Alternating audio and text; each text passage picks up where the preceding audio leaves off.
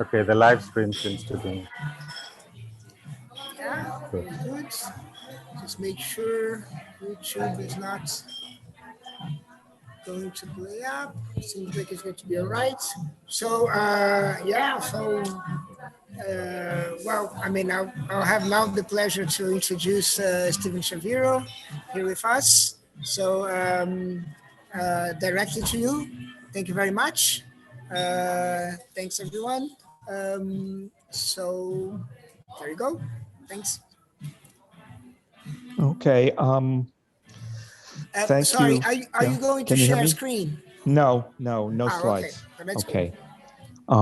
Okay. Well, thanks, Hilan, for inviting me to this. I've enjoyed this morning's sessions, and I always find it instructive to hear, something which is not my own discipline, because even when we're talking about the same thing, the language is very different, and I find that stimulating. But I'll just begin and read my text. Okay, I felt refreshed and enlivened by reading Hilan Ben-Suzan's Indexicalism. A cousin of my ex-wife once said that after a long period of disillusionment, Jonathan Larson's Rent had restored her faith in the theater. I want to say not my faith in philosophy, that at the very least my enjoyment of it and commitment to it were restored here. Indexicalism is a stimulus to thought, and it led me both to return to things that I hadn't thought about in a long time and to take up ideas that I had not considered before. I should add a warning to this, however, I'm not a philosopher, and rather what you might call a fictionalist.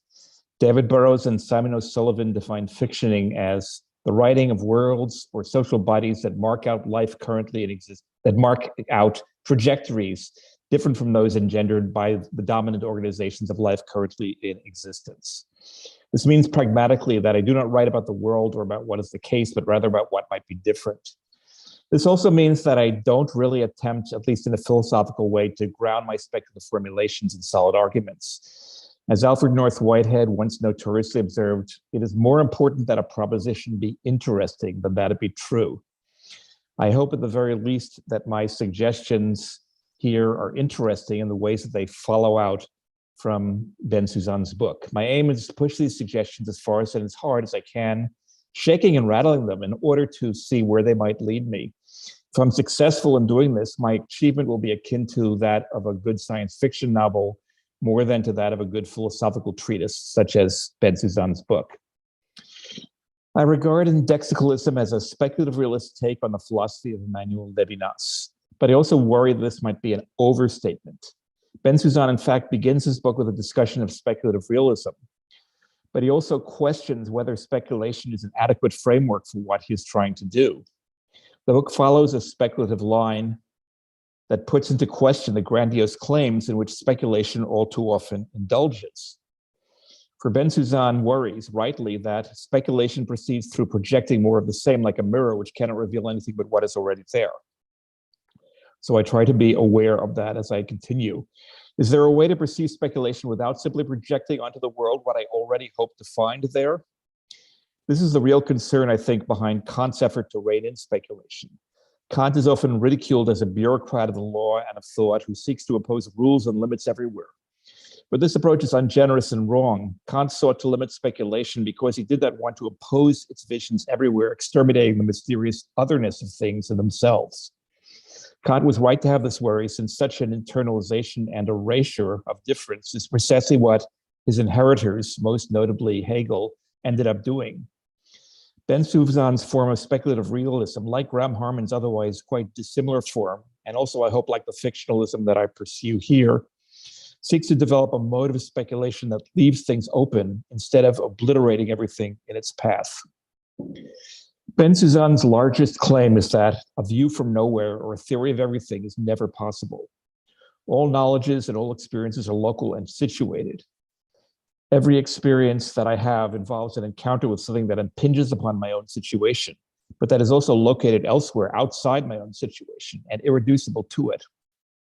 Subjective experience and objective knowledge alike can only exist at one or another particular place. Both knowledge and experience have a certain aboutness to them. They must involve particular references to particular other things in their vicinity. Basic categories of being are therefore, according to Ben-Suzan, in grammatical terms at least, indexicals, Words like now, then, this, that, here, there, and beyond. These are words that point and that therefore have different reference and different implications in different contexts. There is no way that I can unify all these references and make them cohere. There is also no way that I can abstract all these references away in order to be left with an autopoietic, self-referential system like those that Saussure posited for language, Varela for biological organisms, or Luhmann for social organization. In Levinasian terms, all these totalizing strategies fail, and I am left instead face to face with an infinitude to whose demands I can never adequately reply.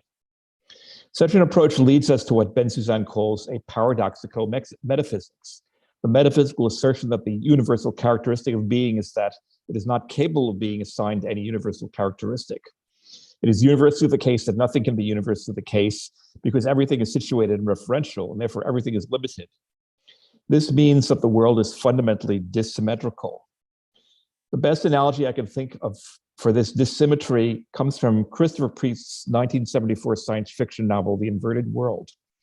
In this novel, the city that is the protagonist's actual location, space, and time, his inertial frame of reference, is at the asymptote of a pseudosphere, an optimum point of maximum density from which the rest of the world stretches away with negative curvature. As things get further and further away from the protagonist's own standing location, they are more and more harshly distorted by relativistic effects.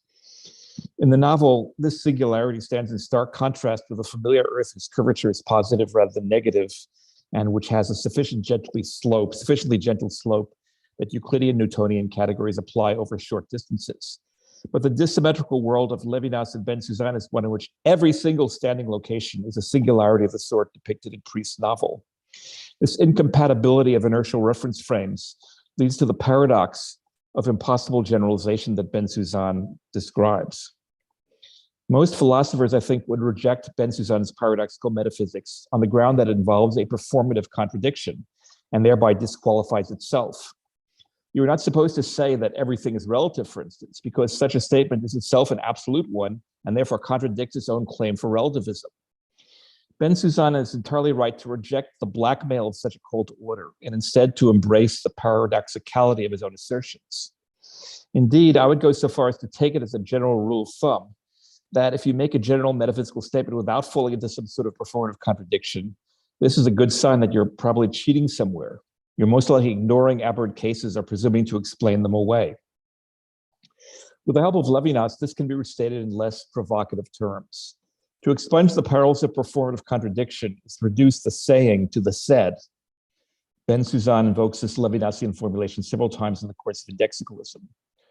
For Levinas, the act of saying is not exhausted by the meaning of what is said. There was always something more in the saying, something not contained in the statement's context. This, I believe, is a source of performative contradiction. For Levinas, the saying imprints its trace on what is said and thereby diverts and discomposes it. Or to use the terminology that Ben-Suzanne borrows from Derrida, everything that is said harbors a supplement that cannot itself be said, but that affects and changes whoever speaks and listens. Transmission gives us more than just a message.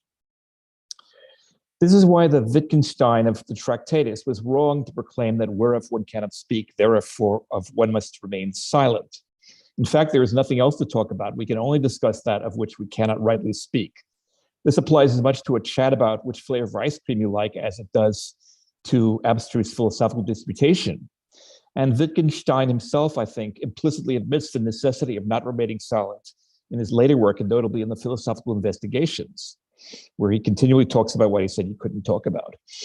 We find a similar dynamic in Derrida's career. In his early essay on Levinas, Violence and Metaphysics, Derrida argues, in effect, that Levinas is right about everything except that one cannot say what Levinas is trying to say, for the very workings of language forbid it.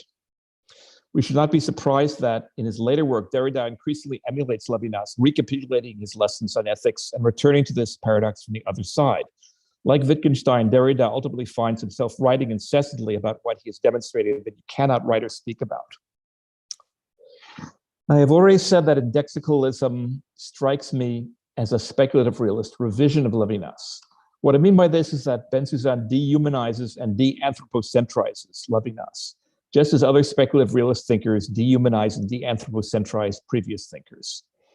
Graham Harman's object-oriented ontology, for instance, entirely endorses Kant's distinction between noumena, things in themselves, and phenomena, Only Harman rejects Kant's claim that this is uniquely a dilemma for human beings. Instead, Harman sees noumena as the ungraspable terms of every relation, including those between fire and cotton or raindrops and tar, which are two comparisons that Harman loves to make and that I quite like, I must say. Anyway, Ben-Suzanne similarly extends Levinas's philosophy beyond the human. Levinas seems to say that only a human being can have a face and be an other, because supposedly only human beings can speak and respond. Derrida famously and painstakingly questions why Levinas seems unwilling to approach non-human animals such as cats and snakes similarly as others. Ben-Suzanne, however, cuts right through this entire disputation, proposing a cosmological stance according to which any entity whatsoever, whether human or not, whether living or not, is a transcending other in relation to any other. Every entity is situated in a particular standing location, and whatever other entity it encounters transcends this location. Even the simplest act of perception is already more than itself, an affair of traces and supplements. In other words, Levinas's idea of exteriority, or of the infinity that is prior to being and otherwise in being, is not just a matter of the human other, or of encountering a human face. Rather, for Ben-Suzanne, the idea of infinity applies indiscriminately to all experience whatsoever. Simply by being located or situated, as I cannot avoid being, I am interpolated by the other and obliged by the other. Or rather, for Ben-Suzanne, I am not interpolated by the other with a capital O, as the translation of Levinas into English has it, so much as I am addressed pluralistically by many others. I'm invested not by one particular interlocutor, but rather by an indefinite number of them. Ben-Suzanne calls this the great outdoors, adopting a phrase from Brassier's translation of Meillassoux. The result of this is that Ben-Suzanne gets rid of the capital O of the other, or in French, the capital A of l'autre, and writes instead the metaphysics of the others with a small o. I'm not interpolated by a face and an other who is widow, orphan, or stranger, as Levinas claims, so much as I am confronted by anything and everything around me, but all the small o others. Ben-Suzanne writes that Levinas's approach is a blueprint that can be revised to focus on the very fabric of exteriority by way of alterity, which I think that's what he does in the book. I applaud this speculative realist extension of Levinas's thought, but at the same time, I'm not sure that Ben-Suzanne follows through on all the consequences that may result from such an extension. For Ben-Suzanne, I encounter otherness in every act of perception, and indeed already in the very fact of having a sensorium. As a devotee of Whitehead, I am not perturbed by the way that this approach incorporates what Ben-Suzanne calls Whitehead's pan-perceptualism, though I would probably prefer David Gray Reffin's coinage pan-experientialism, the idea that every entity, living or not, is capable of feeling, or rather capable of being affected. In broadening perception in this manner, Ben-Suzanne rejects the traditional empiricism that sees perception as merely the inert reception of atomistic impressions. Instead, Ben-Suzanne defines perception in Levinasian and Derridian terms as a process in which, another quote, interiority is open to supplements and can therefore be resituated by being affected by what is beyond. However, Ben-Suzanne's extension of the ethical encounter from Levinas's singular capital O other to the generalized pluralism of the others has consequences that he doesn't entirely address. I'm thinking here especially of Levinas's account in Totality and Infinity of what he calls enjoyment, jouissance in French, or living from, vivre de. What Levinas writes of the primordial positivity of enjoyment, perfectly innocent, that suffices to itself from the first, he is delineating a vastly different sort of experience from that of the ethical encounter with the other, which interrupts it. For Levinas, the other metaphysically desired is not other like the bread I eat. I can feed on these realities and to a great extent satisfy myself as though I had simply been lacking them. That's Levinas. In contrast, Levinas writes, metaphysical desire tends to something else entirely, towards the absolutely other. I think that Ben-Suzanne knowingly loses this contrast when he expands Levinas's account of the human other or of metaphysical desire by seeing its tensions and obligations already at work in any and all experience, any and all subjectivity or interiority whatsoever. Ben-Suzanne explicitly says, in opposition to Levinas's distinction, that fruition and interruption do not belong to separate spheres of sensibility, and that there is no principled way to distinguish between them. There is no such thing as simple enjoyment in such circumstances. This is arguably a move that Levinas himself ought to have made. This extension beyond the human is absolutely necessary at our current time of planetary emergency due to anthropogenic climate change. The irony of what has been called the Anthropocene is precisely that in such circumstances, We cannot afford to be anthropocentric any longer. We are affecting non-human others in indefensible ways whose outcomes we cannot predict, aside from knowing that in one form or another, these changes can and will redound back upon ourselves. Moreover, it's crucial to remind ourselves that with the exception of photosynthesizing plants, every living thing's primordial positivity of enjoyment is obligatorily predatory. This life, my own life, is destructive of other life. When it comes to human animal organisms, the jouissance of living from is never innocent. When I feed on the bread I eat, I am already engaged in something more extreme. I am a devourer. Sorry. When I witness the mortality of the other, Levinas writes, it is as though I were responsible for his mortality and guilty for surviving. Ben-Suzanne implicitly extends this guilt to the simple act of sustaining myself. Even in the most primordial enjoyment, I already find myself in the condition of infinite responsibility towards what is exterior, a responsibility to whose demands I am never equal.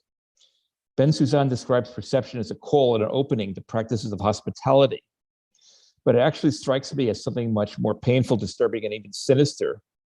And I'm going to quote from Ben-Suzanne, to have sensoria open to the world is to be vulnerable to incitements and to lures. Perception is where I am hostage to the others. The key term, I think, here is proximity, which takes on increasing importance in the latter pages of Ben-Suzanne's book. The word proximity connotes nearness without identity. What is proximate is close to me. It can be almost too close, suffocatingly close. I cannot dispense with what is in my proximity, Ben-Suzanne rightly says. And yet I also cannot assimilate this proximity to myself. It remains irreducibly different from me and not subject to my whims. As Ben-Suzanne wonderfully puts it at one point, proximity does not come from any substantive description of my position. It is defined by what can knock on my door. I cannot even categorize the proximate properly, for proximity is indifferent through thematization and often runs counter to it. In other words, whatever is proximate refuses intelligibility or categorization. It is like something that is too close to my eye for me to be able to view it properly. I can't help thinking of that moment during my yearly appointment with the ophthalmologist when I'm given what's called the tonometry test. An apparatus actually touches and presses against my cornea in order to record my intraocular pressure because it's dangerous to our sight if it's too high. If that pressure is too high, then I am in danger of losing my sight altogether. But in any case, even if it's not just a weird experience of having this pressing against my eye, which I can't quite see, is sort of what I have in mind here. The eyes generally see objects at a distance, but here that relationship is inverted and the object pushes back against the eye. That is proximity. Ben-Suzanne says both that proximity has to do with responsibility and that it has to do with vulnerability to surroundings. I'd like to tease out the difference between these two. Responsibility means that I am accountable to the other who addresses me, making demand that I can refuse and indeed that I cannot fulfill, but that I also cannot ignore. Vulnerability means that even as I do refuse this demand, the sheer fact of the other's proximity, it's more than presence, affects me nonetheless. I am powerless before it. This combination of responsibility and vulnerability makes for a strange, suffocating tension. I think of it as a sort of condition that is dramatized in many Edgar Allan Poe stories. My selfhood is bound to, and indeed is entirely dependent upon, something that situates it, but that also forever eludes it. Ben-Suzanne states that this condition, without acknowledging its full horror, when he writes that interiorities are situated tied to engagements. They're never hovering everywhere. They're always somewhere. So it's this kind of proximity and somewhereness that I'm interested in. The concept of proximity comes, of course, from Levinas, and Levinas overtly conceives proximity, as I already mentioned, in anthropocentric terms. He writes that its absolute and proper meaning presupposes humanity. And yet Levinas also insists that proximity is irreducible to consciousness and therefore also to any sort of phenomenology. And this is a long quote from Levinas. Proximity is not a state or repose, but a restlessness, null site outside of the place of rest. Proximity does not resolve into the consciousness. It does not resolve into the consciousness a being would have of another being that one would judge to be near, inasmuch as the other would be under one's eyes or within one's reach, and in so much as it would be possible for one to take hold of that being, hold on to it or converse with it in the reciprocity of handshakes, caresses, struggle, collaboration, commerce, conversation. This astonishing passage seems to me to be a crux of Levinas's thought. On the one hand, Levinas insists on centering humanity, which also means insisting on ethics as first philosophy, and telling us that without willing it, we are caught up in fraternity. Side note that Levinas characteristically privileges the masculine in his philosophy, which is something I just want to skip over or ignore. But anyway, at the same time that he insists on this, Levinas demolishes not only any resort to phenomenology, but also any sense of reciprocity or of community, or indeed of the common gestures that are crucial to human beings living together. I just read that list again, where he scornfully mentions handshakes, caresses, struggle, collaboration, commerce, and conversation, which are not proximity in his terms. In cleansing Levinas's thought of its human exceptionalism, Bensusan is responding to an inhuman ferocity and a suffocating intensity that is already lurks within Levinas's texts. This ferocity and intensity are excavated before Bensusan by Joseph Liebertson in his important and largely neglected 1982 book, Proximity. I like the space and indeed the ability to do justice to this extraordinary text, but I would like to at least point out the direction in which it moves. Liebertson is concerned with the way that Western thought typically recuperates its own failures. Mainstream Western philosophy, he says, overtly recognizes an element of alterity that escapes the power of comprehension and even the possibility of manifestation. But Liebertson adds that this escape is nearly always recuperated precisely through the subterfuge of attributing it to a higher power. In Liebertson's sarcastic summary, and this is a quote from Liebertson, alterity escapes the power of comprehension on the basis of its power to escape this power. That which escapes the effectivity of consciousness escapes on the basis of its own effectivity. The inadequation of comprehension and exteriority may function as a vicissitude of a larger adequation.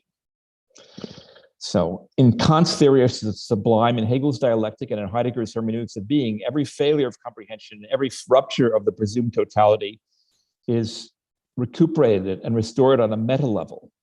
My power is most immediately negated, but is ultimately maintained in the form of a higher power.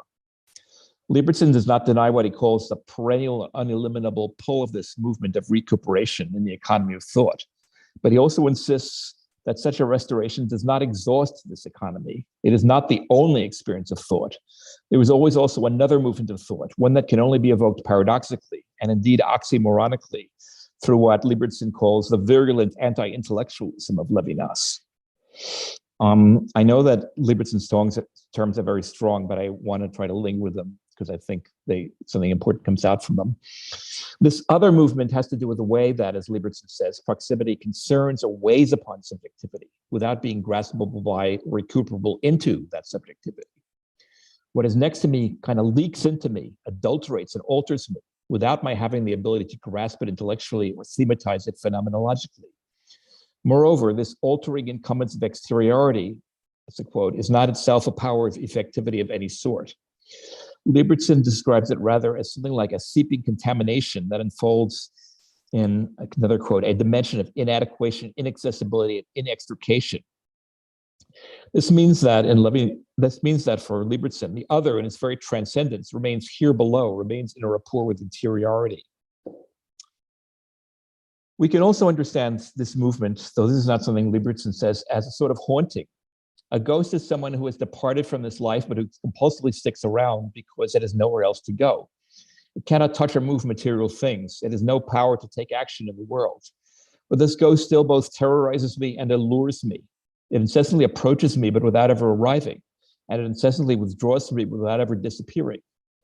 As Liebertson puts it, the other's retreat inspires or invests the desire which pursues it.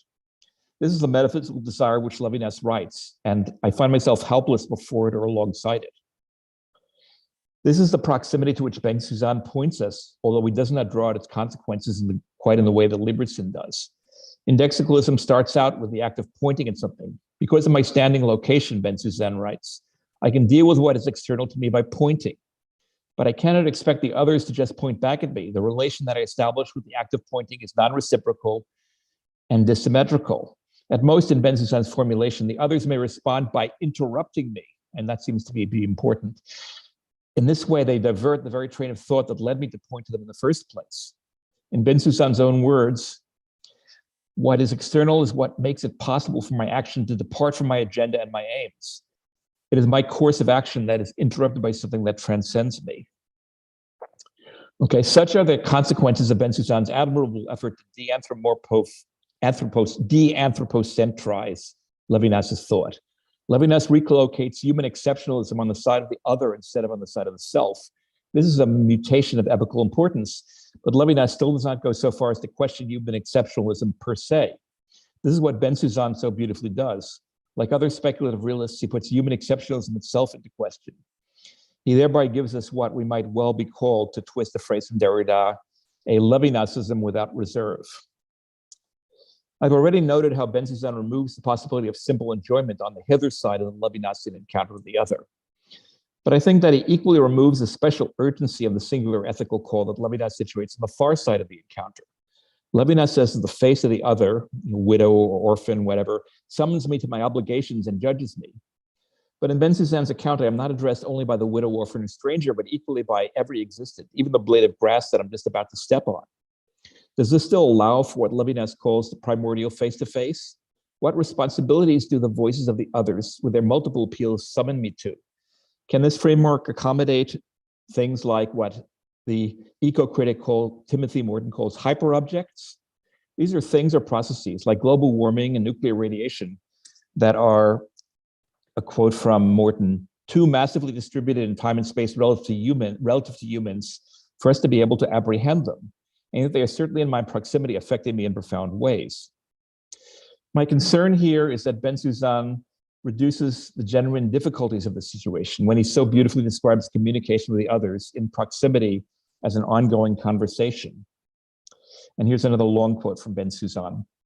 The image of perception as a conversation models receptivity on the complexities of hospitality, where, say, intuitions and concepts exist in a multi-layered interplay in which senses are like an agora where multiple voices can be heard speaking. Senses are more like a negotiating chamber than a camera obscura, more like a gathering than a border control. If the senses speak, they speak in a conversation, not like the words of a report, but like the talk of guests and hosts. Now, I find this description beautiful, and I am certainly in accord with Bensusan when he values this metaphysics of the others as a sort of cosmic, unending conversation in opposition to the colonial enterprise of mainstream Western philosophy.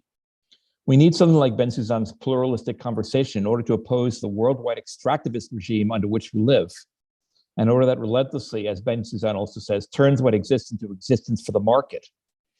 To his credit, Bensusan does not overstate his case for process and plurality. He includes hostile responses alongside welcoming ones in this ongoing perceptual conversation. And he admits that the process sometimes involves conflicts that can be insurmountable, those are quotes. But I still worry that these concessions are not enough. Proximity also involves a suffocating compulsion and a vertiginous sense of unwanted complicity, as well as, at the very same time, a sense of evasiveness, of something continually slipping away. This dense affective dimension is missing from Bensusan's idealization of a conversation in which interlocutors bring in different accounts, which, while appealing, interrupting, and asking for responses. That's a quote. Bensusan's vision of cosmic conversation, much like Richard Rorty's exhortation that we continue the conversation of philosophy, or Robert Brandam's notion following Wilfrid Sellars of the game of giving and asking for reasons, seems to neglect something. It neglects what Liebertson, following and paraphrasing Levinas, calls a communicational alterity whose inaccessibility is also its incumbence or weight.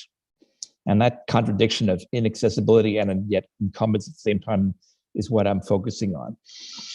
I'm thinking here to cite another set of texts entirely of the science fiction writer Stanislaw Lem, whose writings are often concerned with incommensurabilities and failures of communication. In novels like Solaris and His Master's Voice, just to cite two of them, Lem envisions contact of a sort between human beings and extrasolar aliens, whose messages the human recipients are unable to understand. The activities of translation and interpretation go on interminably, but without ever leading to any sort of conversation. We are vulnerable to and radically affected by sayings that seem to be addressed to us, but we are altogether unable to extract any sort of said from these messages, let alone respond to them.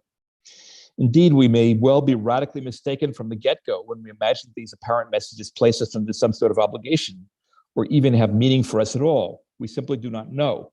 Lem's novels work as crystalline demonstrations of the futility of endeavoring to reduce the other to the same, even by classifying whatever escapes their grasp as the expression of what Liebertson calls a higher power and a higher truth. Lieberton himself explores these themes in what might be called the pragmatics of proximity in two crime thriller novels that he published under the pseudonym of Joseph Glass. One's called Eyes, the other is called Blood. The heroine of both novels, Susan Shader, is a psychoanalyst who also has psychic powers. She uses her second sight in order to help the Chicago police track down serial killers. These killers perform gruesome rituals with the bodies of their victims. One cuts out their eyes and another drinks their blood. Susan is deeply distressed to find herself in psychic connection with these men. They do tend to be men. Susan complains that her paranormal ability is more like a curse than a gift. Every time she is touched by the thoughts and impressions of others, she comes down with an enormous headache. And in both novels, the intermittence and inscrutability of these transmissions from the others lead her into mistakes that derail the criminal investigation and put others into danger. As she says at one point in one of the novels, these impressions you get cannot be used to produce scientific convictions. Susan's oversensitivity is both physically and mentally draining and all too easily susceptible to misinterpretation. And here's another lengthy quote from one of the novels. She struggled to clarify what was going through her mind. It was exhausting, for no message reaches the psychic unalloyed. The surface tension of the mind is so great that messages can only penetrate it at the price of a certain violence. Once a hole is punched, disparate signals from other sources rush in like the treatise sucked into a vacuum. Some of these come from the past, others from the future. All have to compete for space with a psychic's own unconscious thought and feelings. And if there are resistances within the psychic to certain painful thoughts or themes, the psychic material may be distorted by these resistances, just as though it were a dream thought or an unconscious thought. That's the quote. I want to say that this is what proximity actually feels like, but such an account can only be made in the mode of what at the start of the essay called fictioning. The passage of description appears in a novel. It would be out of place and unconvincing in a philosophical treatise like Lieberton's Proximity or Ben-Suzanne's Indexicalism. Lieberton, writing as Glass, gives us quasi-phenomenological accounts of something that, strictly speaking, is irreducible to any phenomenology. Susan's actual experience is something that, as the examples from Wittgenstein and Derrida that I mentioned earlier, may be talked about and talked around endlessly precisely because it cannot ever be pinned down. It cannot ever be actually said properly in words and concepts. Another way to put this is to say that Susan's actual experience, however unpleasurable and indeed excruciating it is a kind of aesthetic experience in the precise Kantian sense that it's something that we can argue about endlessly, but that we cannot actually dispute. The account of proximity dramatized in Eyes and Blood is not incongruent with what Ben-Suzanne tells us in Indexicalism. For we read in the course of Ben-Suzanne's book that interruption precedes speculation, that experience is the very name of alterity, and the other is precisely the unit of content of a perceptual experience. And finally, that the supplementary nature of perception makes the very project of intelligence extraction ultimately impossible. All these formulations are more or less adequate to the tenor of Susan Shader's experience in Glass's novels. I welcome Ben-Suzanne's call for a xenophilic turn in epistemology, but I fear that he underestimates the difficulties involved. Susan Shader feels these difficulties to a hyperbolic extent, but they touch us all more or less. And I end with another quote from one of Glass's novels. She wished she could silence her psychic gift for the duration, but she knew that was impossible. The countless voices she heard, the faces she saw, were a permanent part of her world. They offered neither final truth nor peace of mind. Thank you.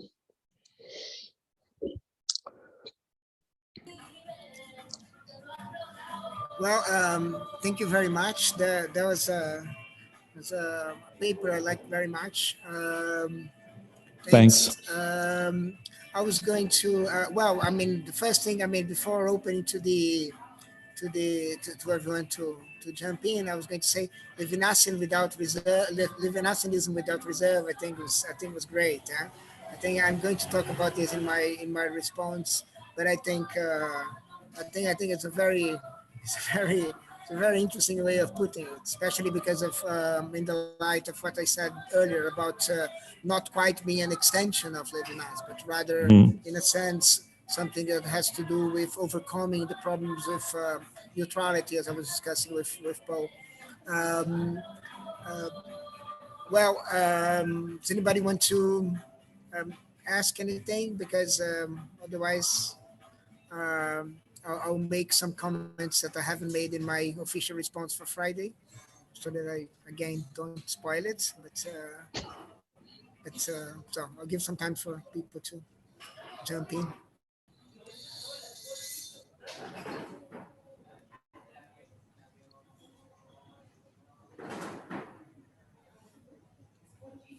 Well, meanwhile, I think one thing I did explore in the. I mean, I do talk a lot about conversations, and I think you have a point there. In fact, as I was saying to Carlos here, I do respond to you, but in a sense, saying you're right that conversations is not right. It's not the best way to do justice to proximity. You can try and extend conversation. That's what I do in my response, but I'm not sure how much you get this because, in a sense, maybe there is a conversation when the conversation is broken. That's the idea. Like in a sense, you can converse in a broader sense. But I think there is an interesting point that I think comes back in the discussion with Chris that comes afterwards, and I think maybe you can come up from that. And then, in any case, there is think we'll carry on Friday. But there is one thing that is interesting that I talk very little in the book, which is Levinas's notion of justice that has to do with this business of attending to every order. It's not like when you have like this large scale of things that appear in your proximity that get closer to you. Then you have the issue of which one are you going to attend, and of course the notion of justice in Levinas can be very handful here. It can be very handy here in the sense that if I was just me and that grass I just stepped over, then I could maybe give myself out entirely to that leaf of grass. However, there are others with other demands in my proximity.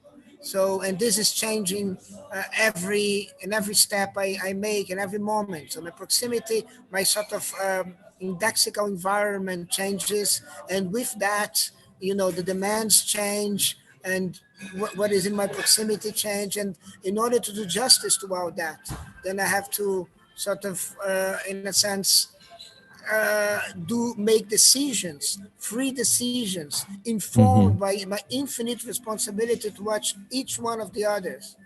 So this is also a way to make sure we're not talking about single great outdoors, and to make sure that we're farther from monotheism, to get back to Carlos and Sophia's paper. Because I mean, the thing is, you have an indefinite number of orders that make demands on you, on which you have incumbencies, and in order to decide what to do, I mean, it's the impossible art of justice, which is always urgent at any moment. But just that thing, and I think I'll leave space for other people to comment. I don't know if you want to say something before. And I agree with what you just said. I'm not sure what I can add to it. It's impossible, but necessary. You sort of have to do it, even though you can't succeed. It's sort of, I don't know, an inversion of Kant saying, if you ought, then if you must, then you can. You must and you can't, actually, is the Levinasian vision, I think.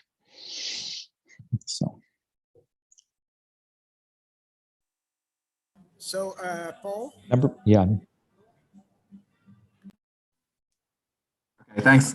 I wanted first to thank you for pointing us to this Libertson book. I'm going to have to check it out. I didn't know about it, but it sounds fascinating.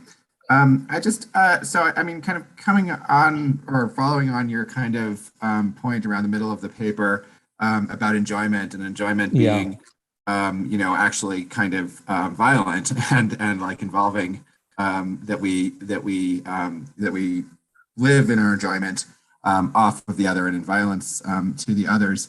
I wondered if I could put a question that's kind of a question really for Helan, but it's about about Levinas and kind of the limits maybe of Levinas's own specific conceptuality.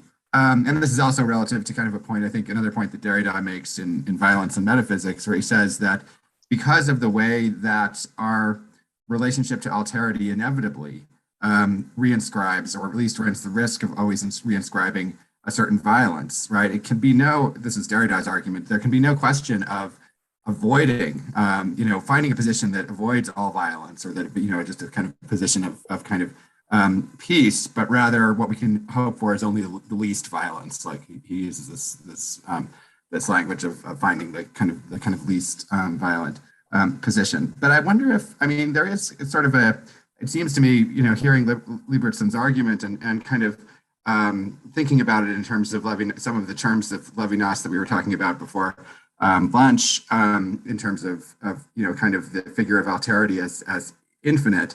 And infinitely excessive.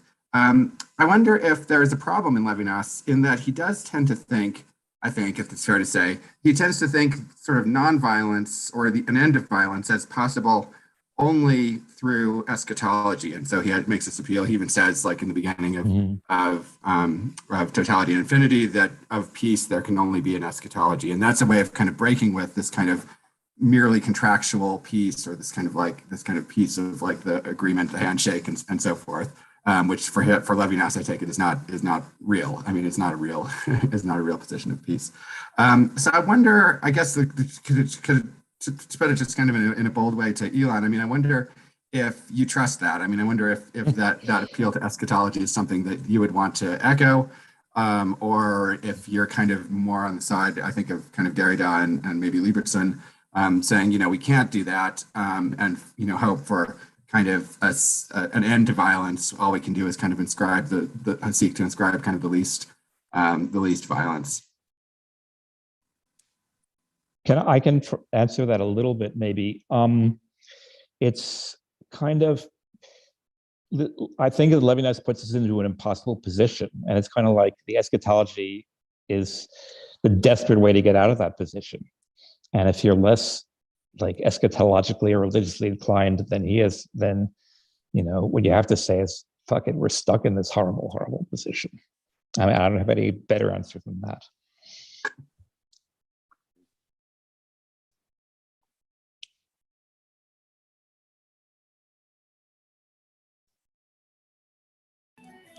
I believe it's either Carlos or John.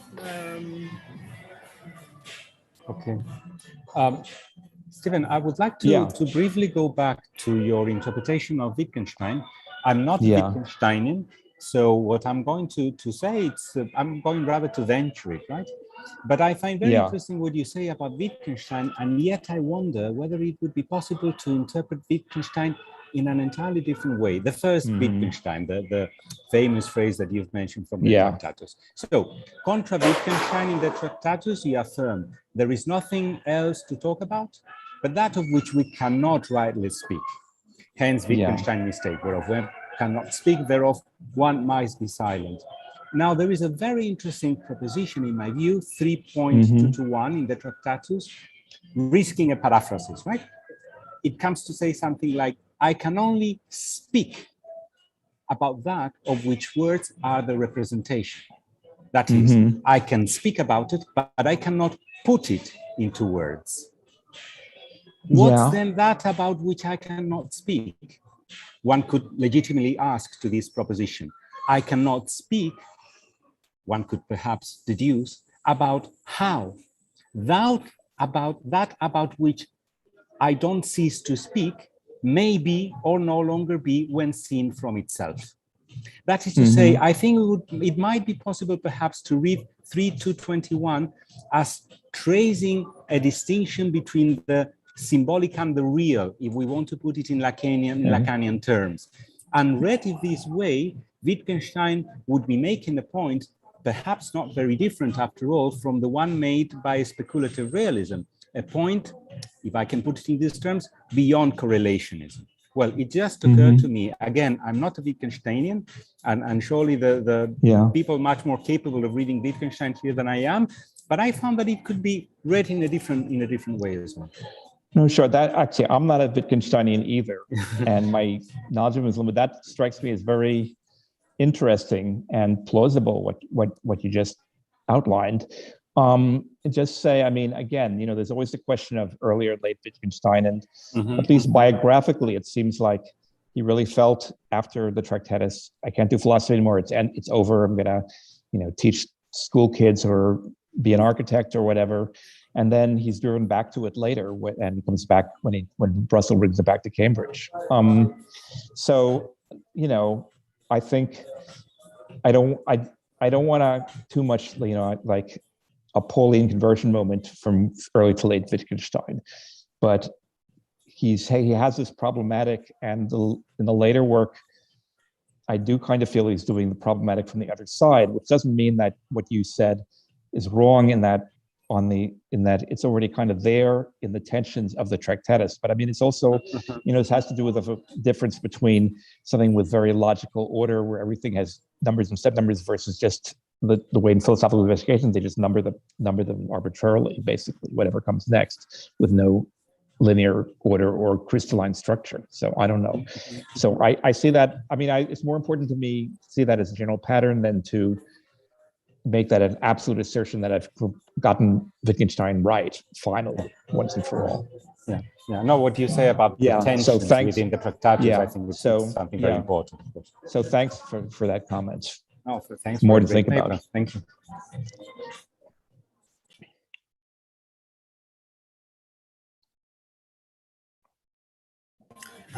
John?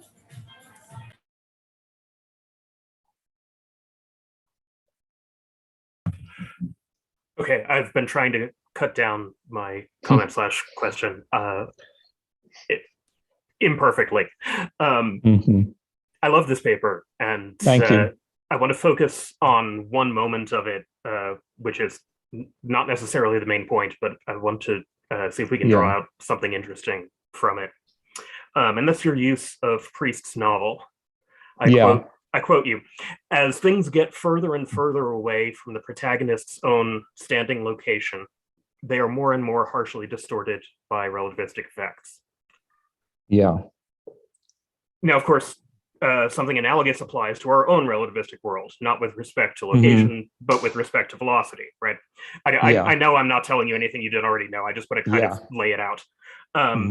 And it's a really nice thought experiment in Priest's novel, as you describe it, to bring out both the similarity and the difference with our world by analogizing position in the physical world to its own first derivative, velocity, in ours. It makes the analogy a logarithm, right? That is a special kind of iconic relationship in which one of the analoga is actually contained in the other. And perhaps that perfectly models a complexity in Hillon's text. Let me try to make the point briefly. So consider our world, right? In which space is isotrophic, and the principle of relativity demands that the laws of the universe, including the absoluteness of the velocity of light, be identical for two observers moving relative to each other at a constant velocity. That gives us space and time dilation, right? Yeah. But this means, I think, that for the theory of relativity as it is in our world, we have two steps. First, relativity, as seems to have panicked or exhilarated many philosophers in the early days, is a species of relativism, indeed indexicalism, because relativistic effects happen to the other. They don't happen to me. So there's a qualitative difference between my position and the position of the other.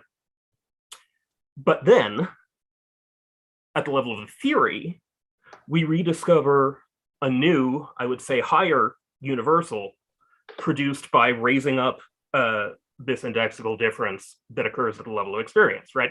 The difference is just that we've made progress now. This universal no longer lives at the level of space and time, but of the space-time interval, which is something qualitatively more interesting. But that means that the theory of relativity isn't relativistic. It's a theory of the absoluteness of a new, more complex structure, the space-time interval, right? So, in our universe, it seems to be that we have an experiential asymmetry that we're never going to get rid of in relativity, and is well described as indexical. But because again, I can't make my own time dilate or the other effects. But for precisely this reason, there's a theoretical level at which in thought symmetry is restored. And then we have the problem, I think, for any ontological indexicalism, that now at the second level, I am other for the other. And I take that to be a problem for Hilon, who wants to assert, I think, that being is asymmetrical full stop, and that there is no dialectical assent from that.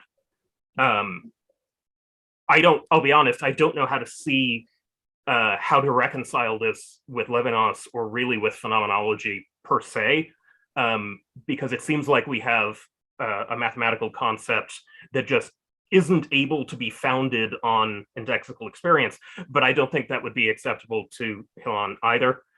So I ask you both what you think. In terms, since I brought up the book, the novel, I don't have a good answer overall, and partly because I'm not good enough to really understand all the math. I'm not sure the author of the novel understood all the math either, actually, to be honest. But anyway, it also seems to have to do, I mean, you know, I've read a lot. What's her name? I forget the name. Jimena Canales is a historian of science and philosophy, and she wrote a book about the encounter between Bergson and Einstein when their famous debate, and about how you know, intellectual battle lines, you know, were set between them. And while it's definitely true that Bergson just got some of Einstein wrong, it's not necessarily true that Bergson was completely defeated and that Einstein was right about everything. And I mean, this has to do with the fact that Einstein himself seems to believe that time is not real, because it's just a space-time location. It's just a four-dimensional instead of three-dimensional point in the plenum, or, you know. And so, I mean, I think there are philosophical problems about time, at least, which nobody has any consensus about, as far as I can tell, and which are not laid to rest by Einstein. The other you may well be right about what relativity does to Levinas's or Hilon's argument. In the science fiction novel, again, I just mentioned very briefly, there are really two things. One is the relativistic effect, but the other is this idea of negative curvature. Yeah. And it's something very hard to visualize, or impossible to visualize. Sometimes when they give the example of the universe being negatively curved, they have a horse saddle where everything's curving up away. But it's sort of like you're on the inside of a sphere instead of the outside of a sphere, except it's not closed. So, and I'm not sure I understand it, because I'm not a good enough mathematician, and it's you know, an anti-intuitive. It's something which can't be phenomenologically intuited very well, I don't think. But that sense of the sense of displacement which comes from that sort of is the most important part of the metaphor for me in the novel. And again, the novel can be criticized for ultimately copping out on its premises when it resolves everything at the very end, but I'm just even leaving that aside. The metaphor, the most striking part of the metaphor is this negative curvature, which sort of makes you indefinitely, not infinitely, but indefinitely far from anything, no matter how near it actually is. It's a kind of very curious combination of proximity and distance, even though I don't think that's what the novelist had in mind when he wrote the novel. I don't know if that's a good answer, but that's the best I can do. No, that's your question. That's great, and I agree that the problem with the pseudosphere just gives another horn of a dilemma for indexicalism, right? Because if I understand properly, a pseudosphere just isn't isotropic, right? So the very structure of space changes with location, but that's a problem for indexicalism too, because I and the other now can perfectly agree about that. We agree that there is an absolute locus from which these distortions take place. And in a way that's less indexicalist and maybe less interesting than the situation in our world. Yeah, well, again, part of the way the novel sort of cops out is that at the end, it turns out that it's only this one particular, well, it's more complicated, but it's not universal that everybody's in this kind of pseudosphere. It seems that they think they're on another planet, but it turns out they're actually on the Earth, and that aside from them, nobody else is affected by this. So, and that's the part which seems like maybe a little cop out in the novel, though it's almost impossible to imagine how you would avoid that. and generalize it. So I think I agree it's paradoxical, and it's part of why indexicalism has to be paradoxical, is the way I put it, though Elon might have some different thing to add.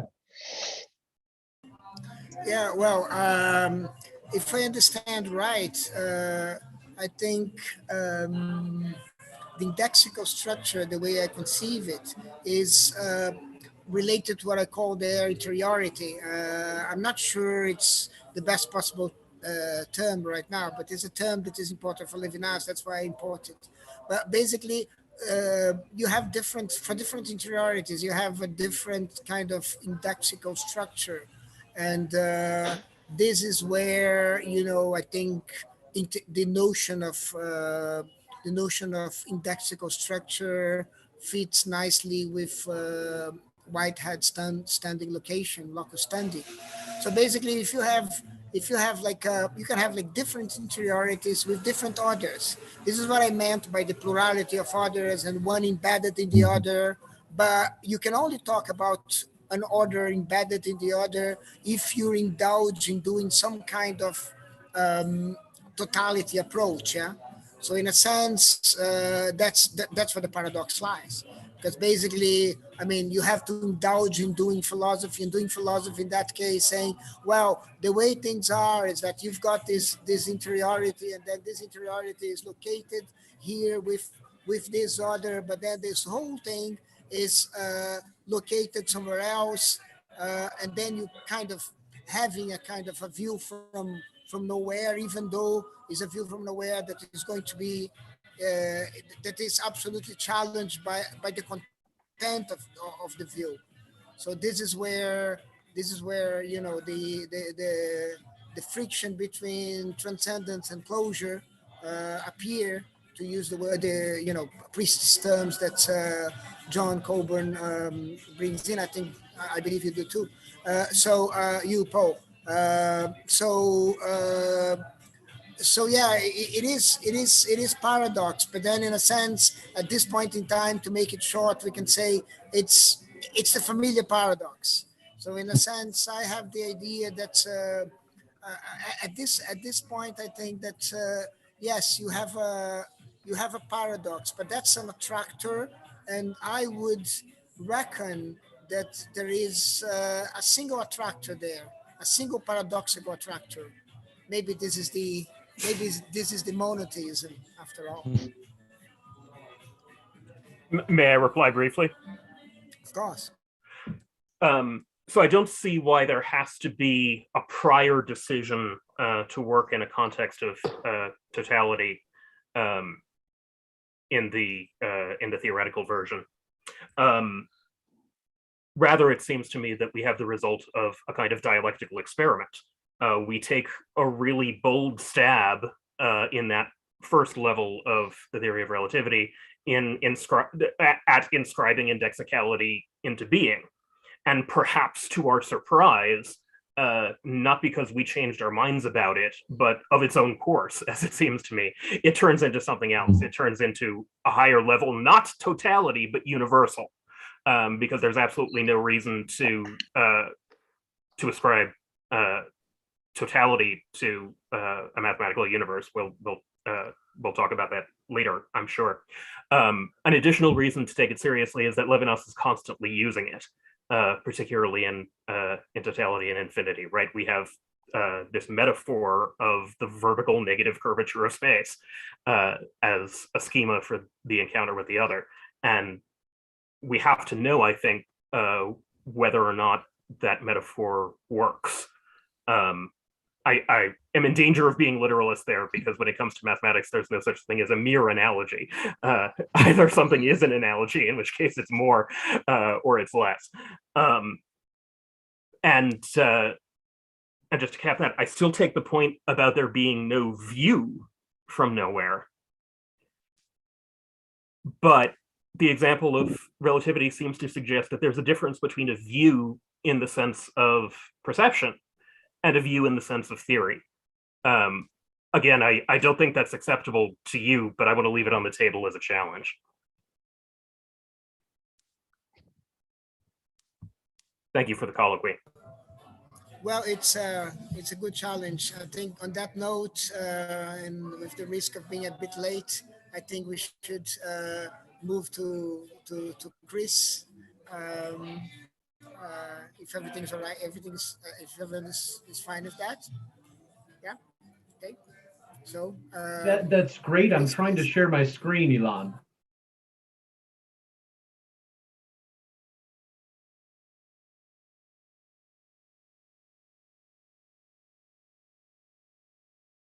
Sorry, I believe you can do it now. You're a co-host. Sorry.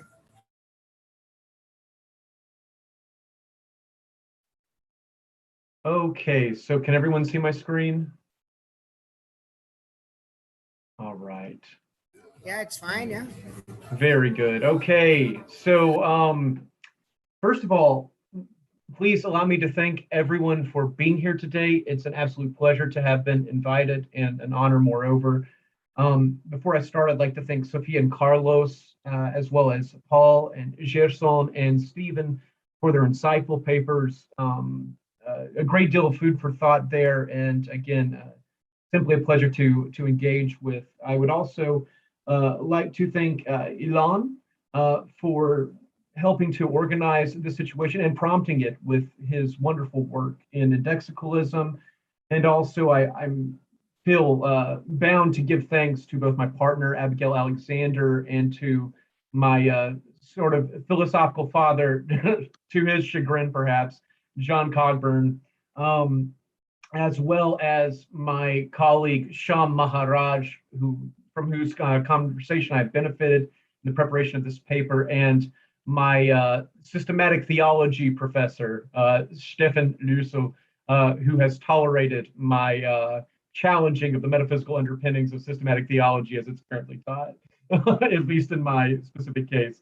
So to proceed with the presentation, I'm going to be presenting a modified version of the talk that I had initially anticipated because of time restrictions. So I will be, in some sense, eliding a large part of the discussion of my critique of both the development and the end result of what I see as an early Heideggerian formulation of rootedness. So when I arrive at a certain point, I will discuss in summary fashion what I take to be that development, its foremost features, and moreover, the features which I think that Ilan's work serves to ameliorate and indeed surpass.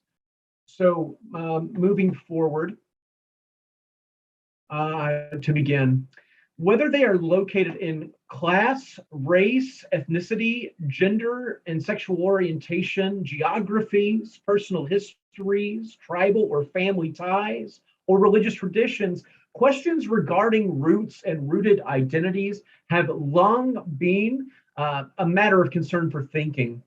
Thinking of roots can give rise to the inclusivity of communal belonging, it's true, but it is also difficult, if not impossible, to separate the constitution of such collectivities from a simultaneous act of boundary setting and extracommunal exclusion. This tendency toward exclusivity becomes even more menacing when we consider the politically noxious contenders who vie for the interpretative hegemony of the concept of our roots, however that might be construed. Now, the thinking about rootedness conjures a variety of epistemological, ontological, and ethical challenges, but foregoing such thinking is no less difficult. I recall Stephen's comments earlier that the only things which we can discuss are those which we can't discuss, and certainly it would seem that rootedness emerges in this context as well. Now, Martin Heidegger initiates his theorization of rootedness in the 1920s. By the 1930s, he arrives at a notion of rootedness that is fundamentally characterized by constancy or Ständigkeit and hardness or Härte. His early formulations are symptomatic of problems that are endemic to the search for and defense of roots. And indeed, thinkers as diverse as André Gide, Slavoj Žižek, Jacques Derrida, and Emmanuel Levinas, who is himself an essential interlocutor in Indexicalism, all offer critical variations on the theme of rootedness and identify Heidegger as the primary target of their critiques. In this investigation, I engage with a particularly problematic rendering of rootedness that emerges from Heidegger's early search for a new philosophical beginning. And I then show how, or at least strive to show how Ilan bin Suzan's indexical interiority surpasses Heidegger's initial formulations of rootedness and cultivates a radical openness to otherness. Bin Suzan's metaphysics of the others is akin to the active openness that Heidegger himself would later advocate, but it also goes further by making the reality of rootedness into something that is simultaneously determined by and responsive to others. For bin Suzan, the whole in the whole is also an aperture enabling communion with the other. I conclude then by exploring how the novel rootedness of indexicalism's paradoxical metaphysics complements and fulfills the metaphysical desiderata of Raimon Panikar's pluralist theology.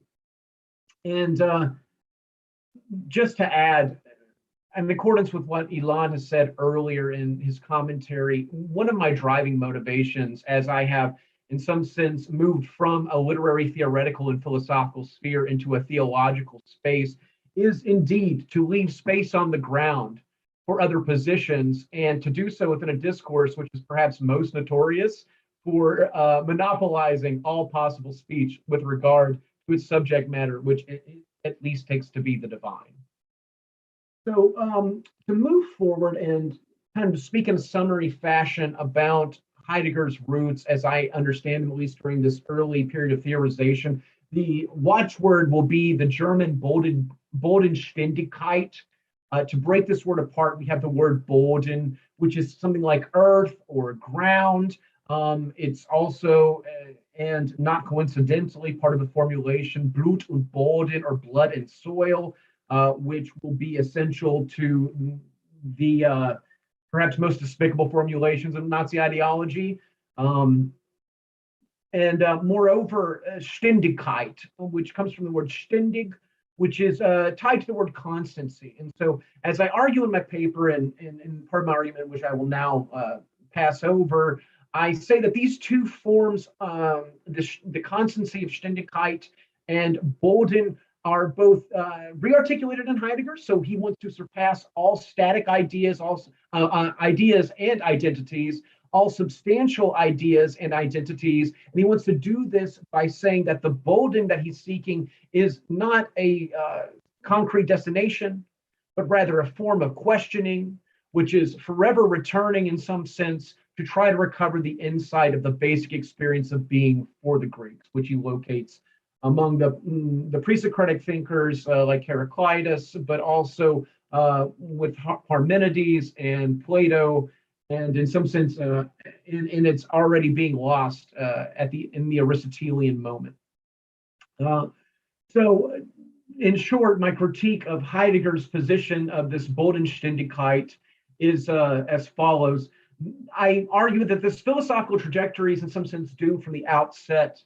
The flexibility necessary for constant questioning of the sort that Heidegger advocates is inimical to the hardness that he requires. So the constant return also requires a kind of hardness and endurance of that return and a number of concomitant sacrifices.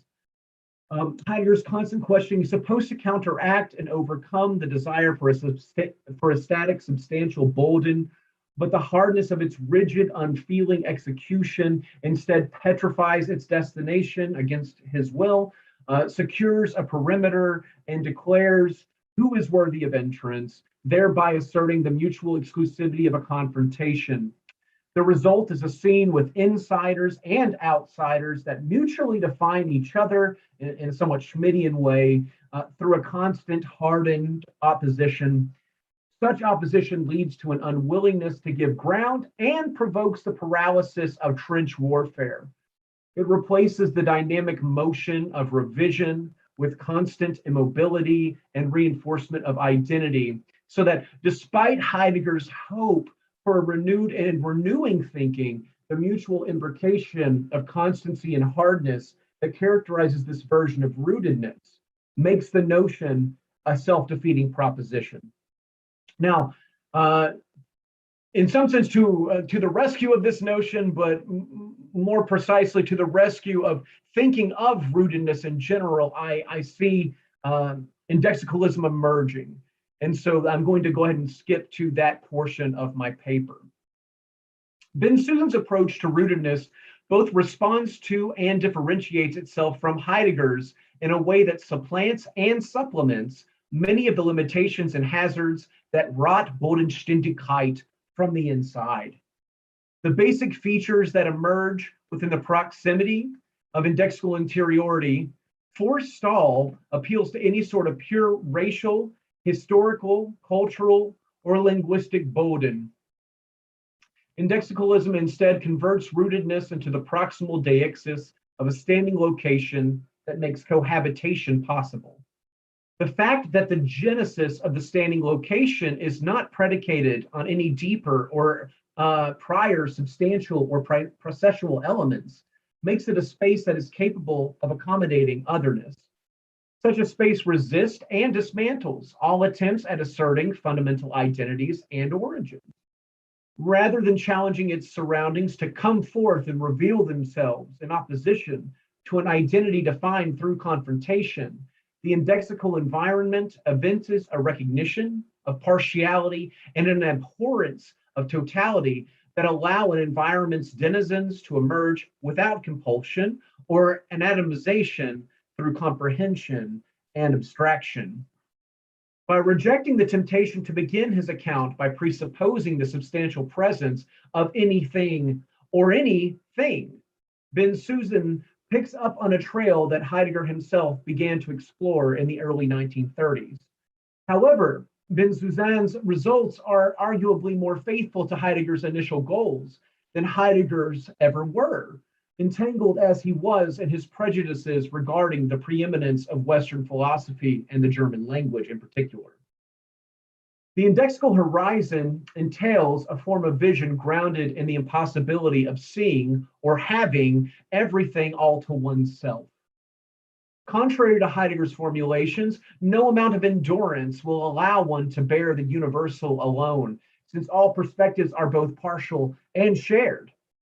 There is no room here for a solitary contemplation of the destiny of all things because, quote, whatever takes place, not in a showcase that can be viewed from nowhere, but rather within the horizon shared by everything else. Bensusan's, rather than being dependent on the view from a particular metaphysical horizon, Bensusan's notion of horizon instead acknowledges the shared strength of a plurality of particular perspectives. Indexical interiority entails an interdependence with other perspectives that transforms isolated instances of particularity into a ground for community. I am not the others, but the interiority inhabited by our encounters is a communal space. The standing location is connected with, but also irreducible to, other proximal relations and situations. Indexicalism sketches a picture of interlocking interiorities wherein heterogeneous realities are conversant and shareable. Bensusan's prioritization of interiority allows indexicalism to achieve the simplicity of vision that Heidegger earnestly sought to recover from the horizon uniting Anaximander, Heraclitus, Parmenides, and Plato. Indexicalism recognizes that, rather than from the experience of the vision made possible by that particular horizon, simplicity instead comes from the vision that emerges from the experience of any horizon in particular. The experience of thinking from a situated interior and toward an inward-facing external horizon reveals a primordial perspective common to thinking, experience, and existence. It unmoors the common ground of an eminently fungible and dynamic standing location. Its fundamental components are deictic markers, which are always context-dependent and subject to change. Indexicalism holds that thinking from this metaphysical locus enables an experience of the transcendent other without assimilating or dominating its alterity. As Bensusan rightly signals, this experience closely resembles the Heideggerian notion of neia, an open proximity that makes it possible to wait for, anticipate, and attend to the presence of another and the other without recurring to force or compulsion. At bottom, indexicalism's standing location is nothing more than a possible locus for the instantiation of deixis, but the complex of interiority that results from those deictic operations is nevertheless fundamentally determined from the outside. The other is involved in the interior as an ever-present and unsurpassable exterior or horizon. Whether as outside, outer, the outdoors, or the other, the exterior is what makes the thought of a deictically constituted interior possible.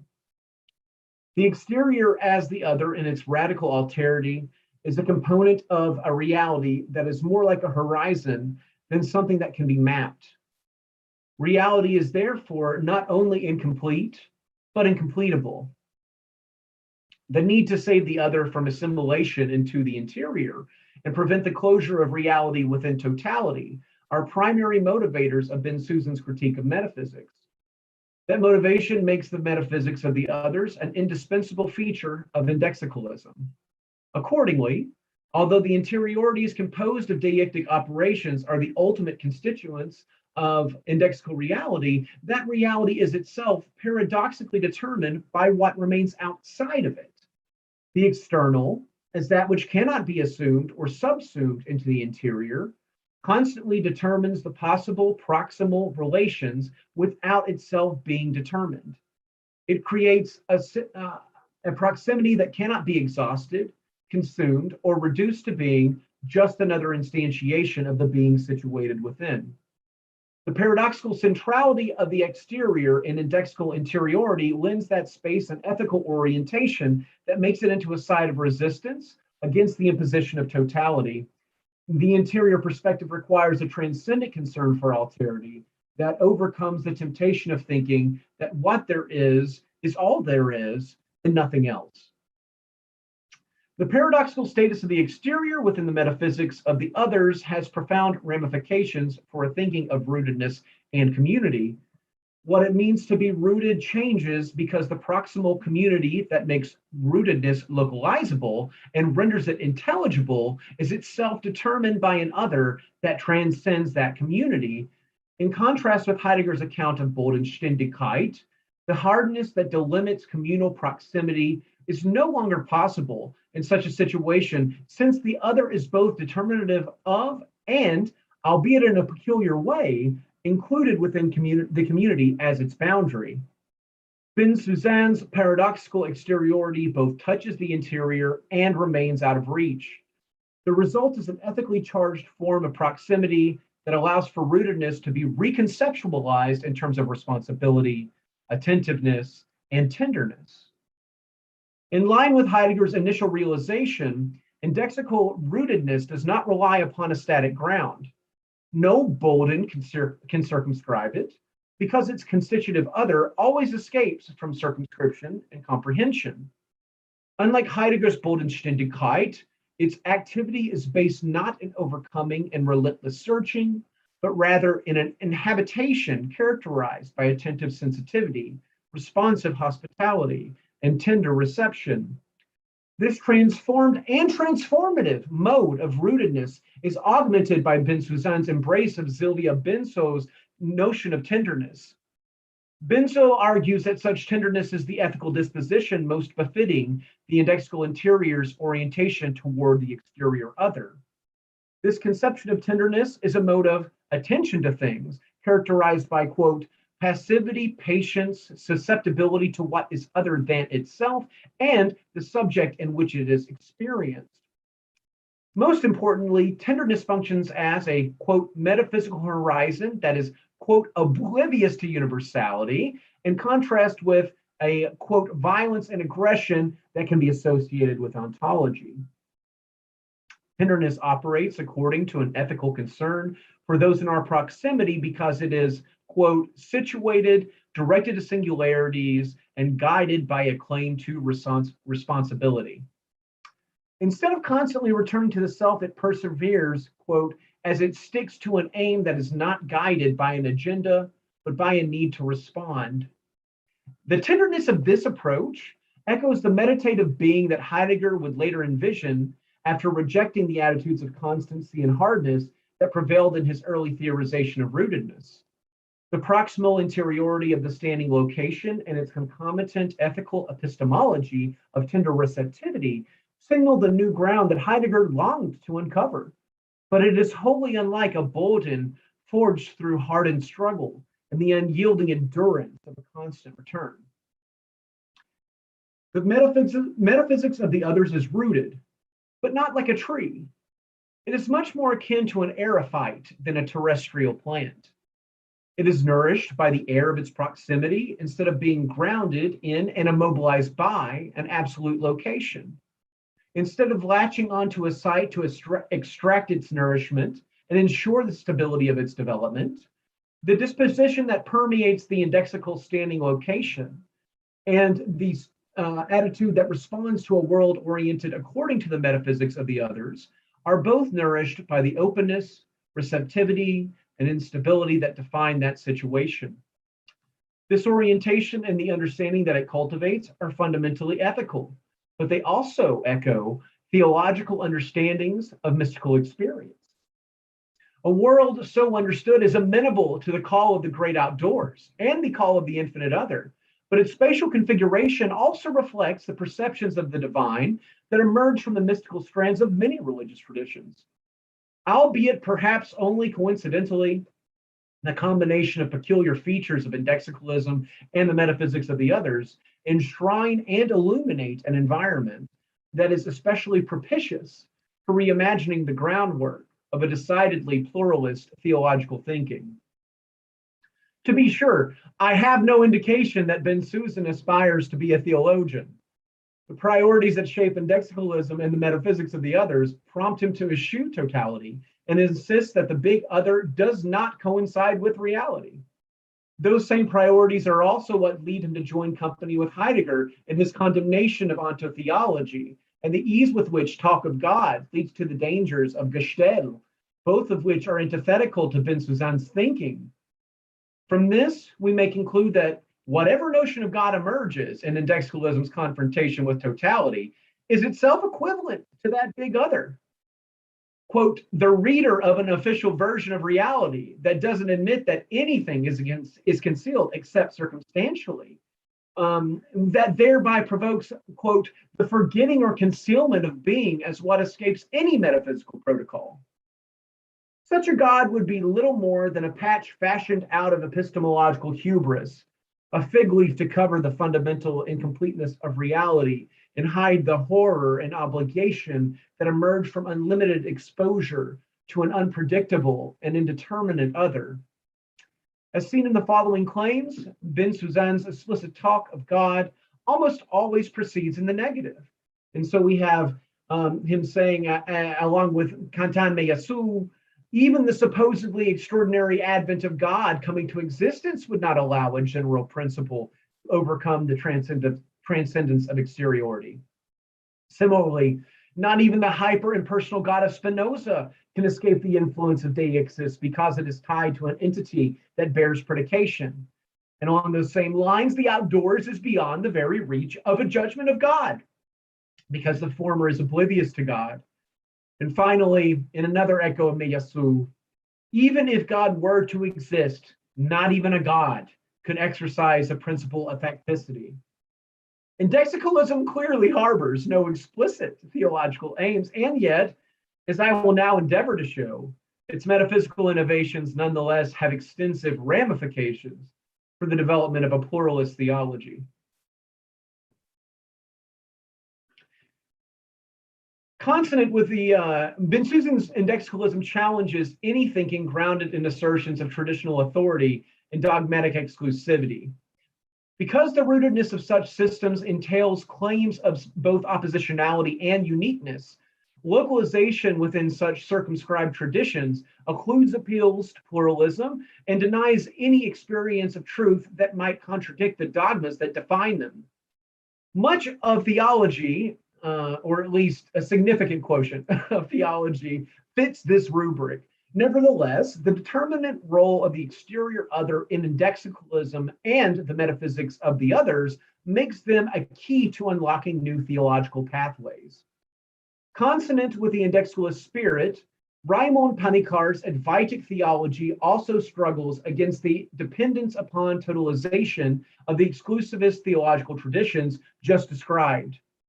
Advaita, or adualism, which is often translated as non-dualism, asserts neither monism nor dualism, but rather a negation of both possibilities that consequently points toward a third option, which defies conceptualization or positivization. The centrality of Advaita to Panikar's theology is just one trace of the comparative conversational intertwining of multiple theological and philosophical languages from which that approach emerges. It also coincides with the structures of indexical interiority and the priorities that shape the metaphysics of the others. The ramifications of those many points of overlap for both theological and religio-philosophical discourse are here manifold.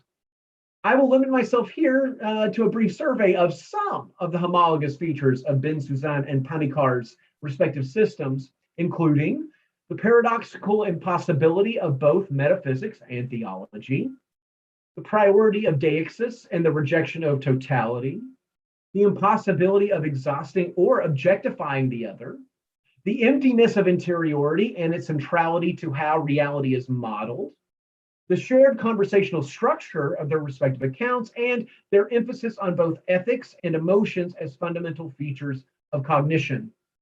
With these considerations, I hope to both indicate how theology might respond to indexicalism and signal the affinities between Ben-Suzanne's thinking and the stipulations and desiderata of Panikarian theology.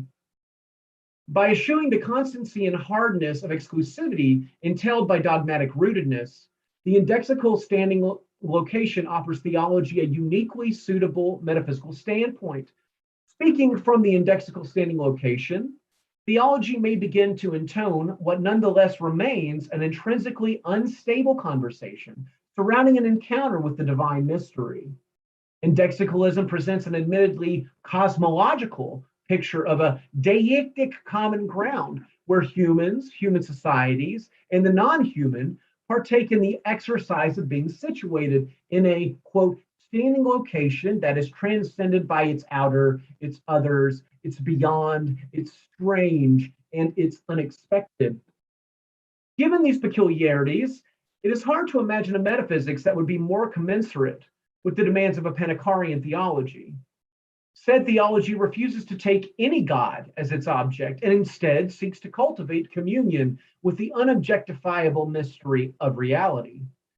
Rather than reinstantiating the closed totality that is common to many religious cosmovisions, Panikar aims at addressing the all.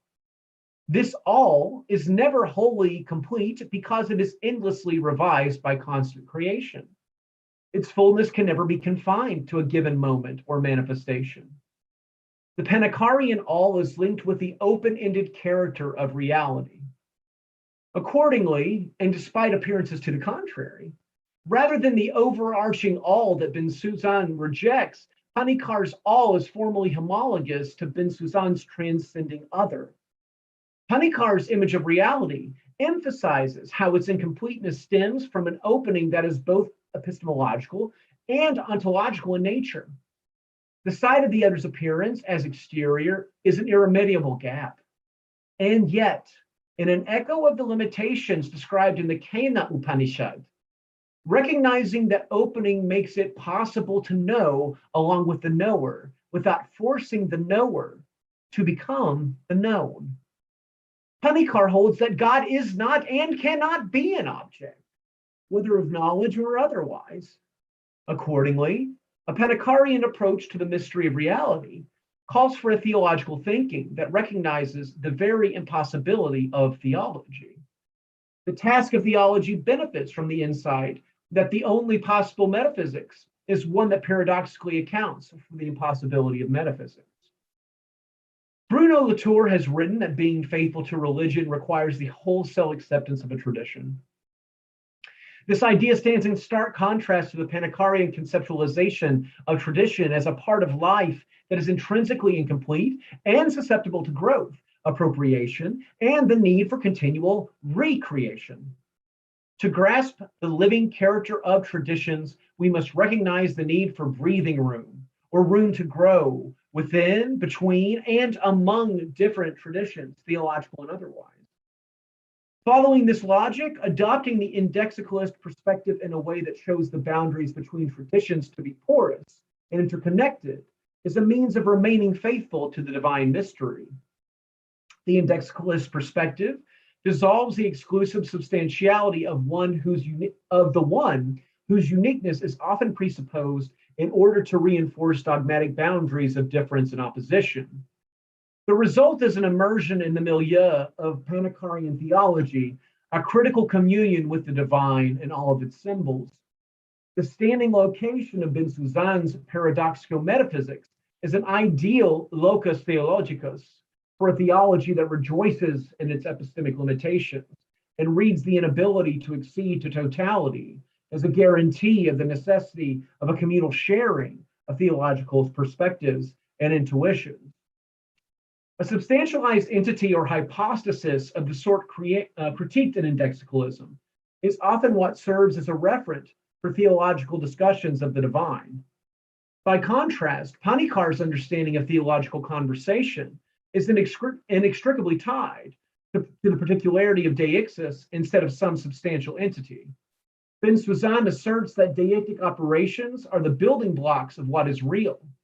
Recasting that argument in a theological vein, Panikar argues that, rather than being a closed totality, the all is an inexhaustible whole that is only ever partial in its manifestation, because access to it always depends upon its ability to be a this.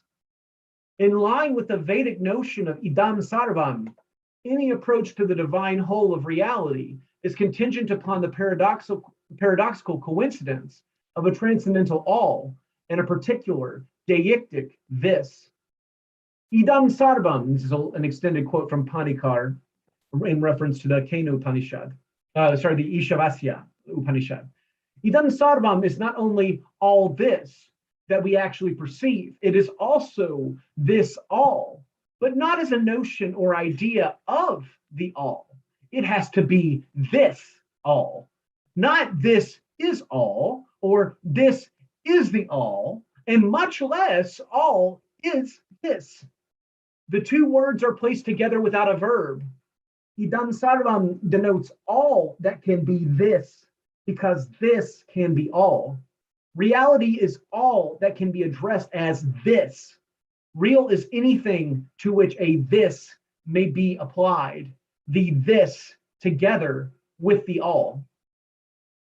Panikar holds that the this, which we encounter in our proximal relations, is what enables an understanding of anything at all, up to and including the whole or all, which itself cannot be everything, inasmuch as everything cannot be this thing. There are two sides to this deictic negation, and both are requisite features of the Advaitic intuition. On one hand, Advaita negates any access to the all that does not depart from and remain contingent upon the particular. On the other, it asserts that the all remains untotalizable in terms of either the particular or the all. And another quote from Panikar. The formulation of Advaita, maybe you can see the whole quote now. The formulation of Advaita consists in two negations, nati nati, not this, not this. Reality is not one, reality is not two, Advaita. This famous formulation, nati nati, refers to the description of the Atman, which is not this, incomprehensible, indestructible, unattached, unfettered, impassible, the highest and the real of the real, the truth of truth.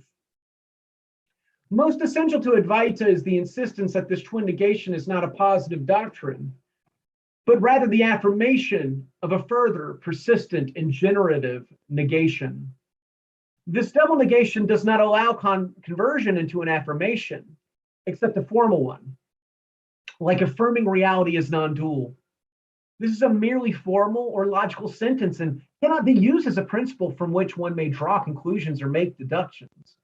From reality is non-dual, we cannot deduce, therefore, it is one. It could equally be triadic, quaternary, etc.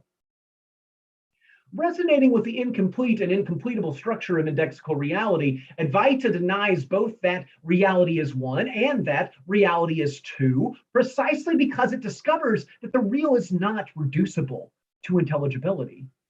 This negation is therefore also an affirmation of the impossibility of substantivity. The deictic situatedness of Ben Suzan's model forefronts responsibility toward others and the obligations that the other places upon us. Panikar's assertion of the primacy of the deictic mediator likewise enables a mode of relation that he refers to as interdependence. He posits this kind of relationality as a solution to what he argues would otherwise be an insoluble binary between monism and dualism. Ben Suzan is right to critique similar notions of interdependence in thinkers like Whitehead for failing to leave room for anything to be external to transparency. Panikar likewise insists that the Advaitic intuition requires both epistemological and ontological opacity. As in Indexicalism, the realization of Advaita emerges from situated relationships that cannot be reduced to either substantial entities or processes. In both Panikarian theology and Indexicalism, intelligibility is always contingent on the presence of something that escapes it. Knowing everything is the one thing that forecloses any knowledge of the incompletable all. This implies that the rational intelligibility wielded within consciousness and the way that consciousness knows the all are not the same. Indeed, Panikar's appeal to Advaita is reliant upon this very distinction. Panikarian theology posits that our conceptual understanding is more limited than our consciousness, but also that our consciousness exhibits an awareness that exceeds the boundaries of an individual's experience. The Advaitic intuition emerges from an encounter with this third range of awareness, one which strikes consciousness through communion with the all. That which this awareness encounters outstrips rational intelligibility because, like the Panikarian God, it rebuffs all attempts at objectification. As Panikar is careful to emphasize, the object of this awareness is not the individual thing, but the net itself. And this is a quote, the whole of consciousness, the whole as such. In other words, the object of the Advaitic experience is not an individual thing, but a field of consciousness, as it were. While this might seem to suggest that there is indeed an object, namely a conscious object, Panikar's logic insists that the truth is otherwise. Indeed, Panikar flatly rejects both objectification and subjectification.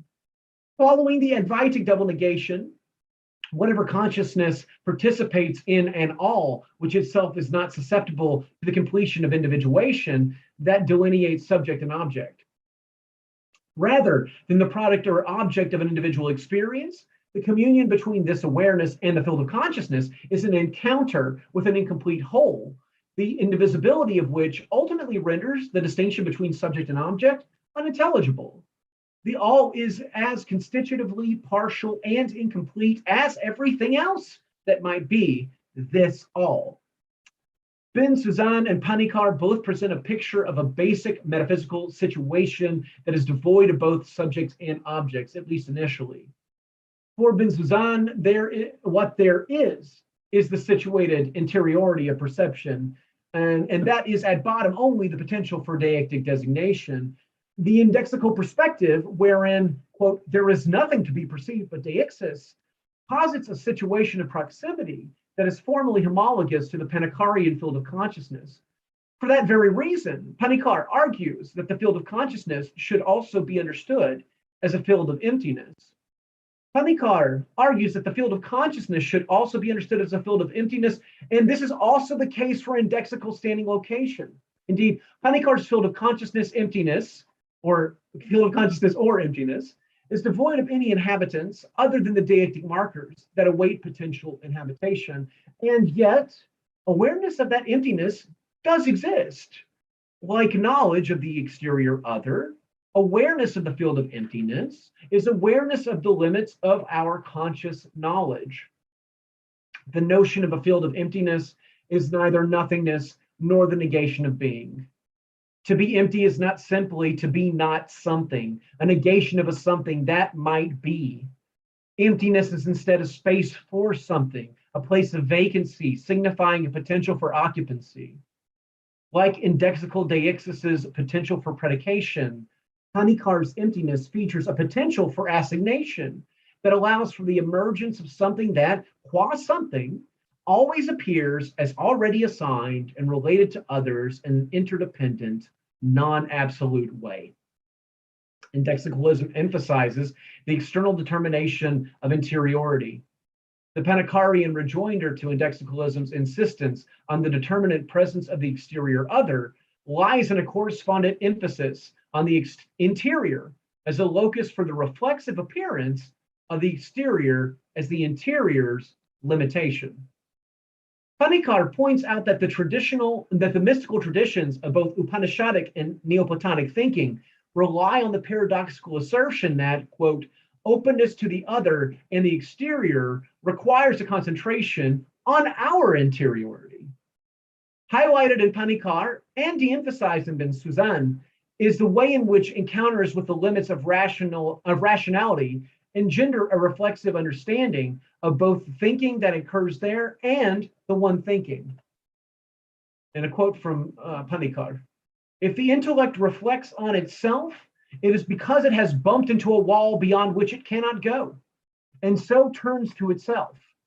The intellect discovers that there is something behind the wall that is not intellect. This fact implies that the intellect transcends itself without at the same time destroying itself, that is, without ceasing to be intelligent.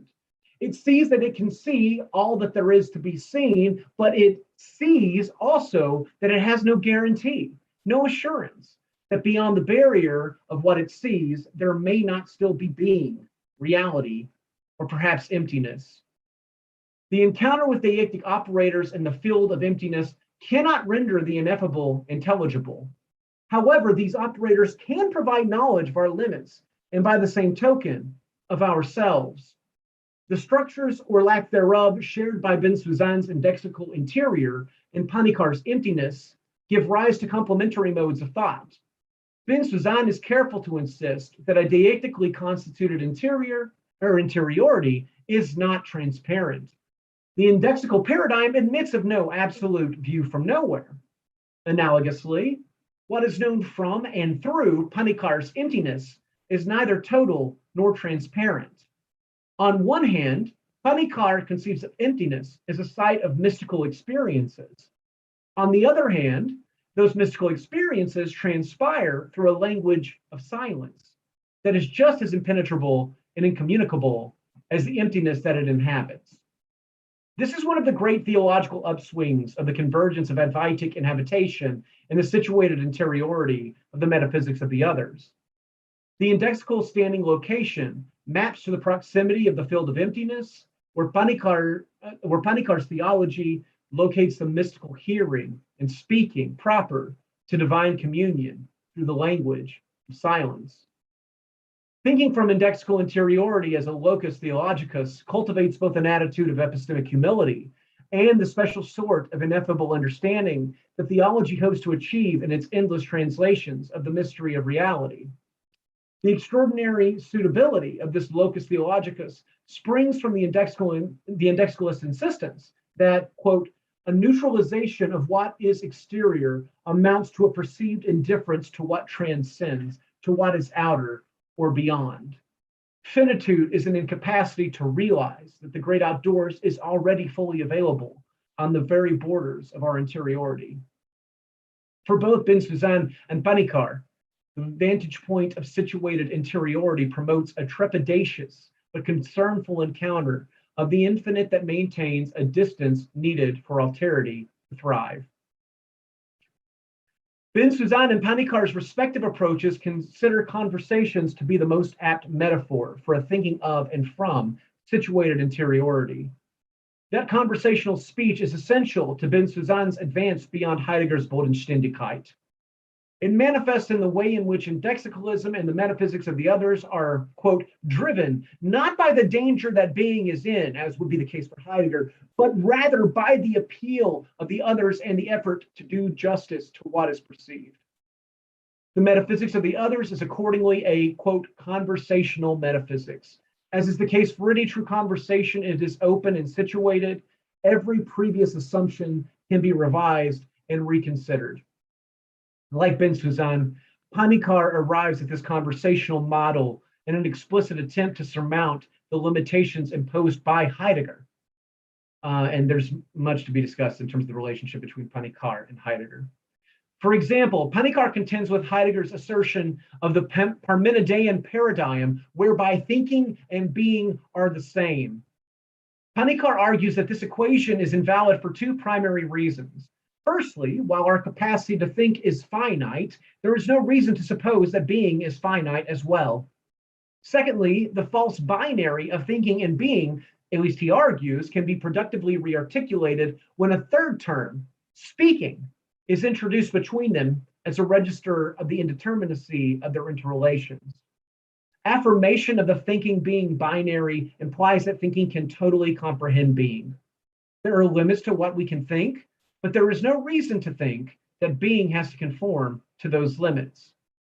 On the other hand, rejecting the thinking being binary makes it possible for being to stand for the whole reality that overflows the caged enclosure under the surveillance of thinking. At least this is Panikar's gesture. And it mirrors a gesture, the gesture implicit in Ben Suzanne's Great Outdoors.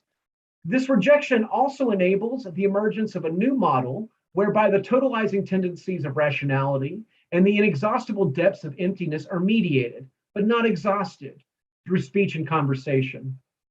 For both thinkers, the structure of reality is like a conversation, and following that conversational metaphor, changes in the conversation also change reality and our experience of it. Tender solicitude and loving responsiveness are essential to this conversation. In what might strike the reader as a surprise, granted the admittedly alien, and perhaps sometimes alienating, indexicalist landscape, this loving responsiveness is a common feature of both thinkers' models. This is evident in Ben Suzanne's attempts to exorcise the myth that the epistemology of perception is fundamentally a matter of passivity and is therefore susceptible to description in terms of, quote, physiologically described mechanisms. The metaphysics of the others replaces all such mechanical accounts with a description of sensory intuition wherein, quote, perceptual acts are acts of responding and, quote, the doorstep complexities of receptivity are the very intricacies of hospitality. Perception is accordingly more akin to solicitous accommodation and caring attentiveness than to a passive or disengaged registration of the impacts of sensory bombardment. These metaphysical innovations have direct implications for Panikar's call for the epistemological framework of theology to be reformulated. Panikarian theology redefines the search for knowledge of and encounter with the divine as a pursuit of the whole by the whole person. This reformulation involves resisting rationalist reduction and emphasizing the indispensability of loving accommodation and reception. If knowledge is a total human activity and not just an epistemological function of his disincarnated mind, Panikar argues, it is an assimilation of the being known, a personal embrace in which love is as necessary as cognition. This commonality alone prompts multiple convergences in Ben Suzanne and Panikar's treatment of others, the other, the great outdoors, and the divine. Indeed, for Panikar, the essence of theology resides in the fact that it is this kind of knowledge that is only opened up through love. Quote, reason alone cannot reach the Advaitic intuition because the adualistic structure of reality opens up only to a loving knowledge or a knowing love. Through the lens of Panikar's thinking, Ben Suzanne's rearticulation of the character of perception and the metaphysics of the others is a gesture of indisputable theological import. Moreover, Panikar broaches another facet of the other that remains unmentioned in Ben Suzanne. Yes, the other claims, captivates, captures, and obliges us, but is it not possible that the other might also love us with a, quote, rebounding love that belongs to the ultimate nature of the whole. Understanding these approaches to the other requires a distinction between the ineffable and the unknowable. Panikar's divine and Bensusan's other are ineffable, but they are not unknowable. For these thinkers, knowledge is a matter of relation and response, not abstraction and conceptualization.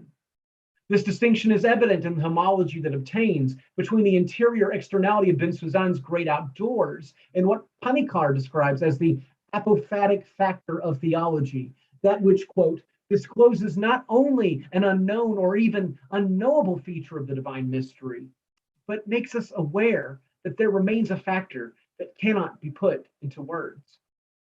For Panikarian theology, this apophatic factor is present within all interiorities, including both the field of emptiness that makes space for emergence and the emptiness within the emergent.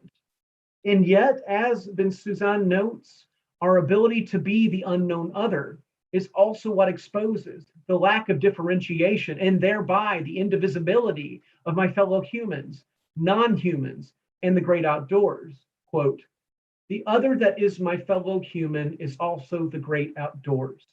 The distinction between the human and the non-human alien is not metaphysically salient. As we see from his description of the realm of Shunyata, Panikar's field of emptiness is similarly devoid of metaphysical differentiation, so that, quote, only there does nothing interfere between ourselves and the real Atman and Brahman. Indexicalism and the metaphysics of the others chart the parameters and the possibilities of the same place that Panikar calls the field of emptiness. It may also be a theological space that births the mystic realization that the, quote, inner heart of man, smaller than the kernel of a grain of millet, and yet greater than the sky, is Brahman. The ground covered thus far has taken us beyond the earth and the sky. In his search for a ground for questioning, Heidegger attempted to escape the stasis of identity, but was held back by the hardness and constancy at the roots of his thinking. By forwarding the indexical model of situated interiority and the relationality described by the metaphysics of the others, Bensuzan breaks new ground and makes room for a radically new thinking that is free from grounding and rooted in the open air of contextualized proximity and responsiveness to the other. Then, in his convergence with the pluralist aspirations of Panikarian theology, Bensuzan's interiority ascends to another, unexpected atmosphere where communion with the divine might be unrestrained by substantivist religious dogmas and renewed beyond the confinement of exclusivist theological traditions. This next horizon is not the end, but it might herald a new beginning. Loosed from the strictures of earth and air by the metaphysics of the others, theology might again venture out to answer the call of the great outdoors and abide with silence's ceaseless speech. Thank you for your time. I'm sorry if I've gone too long.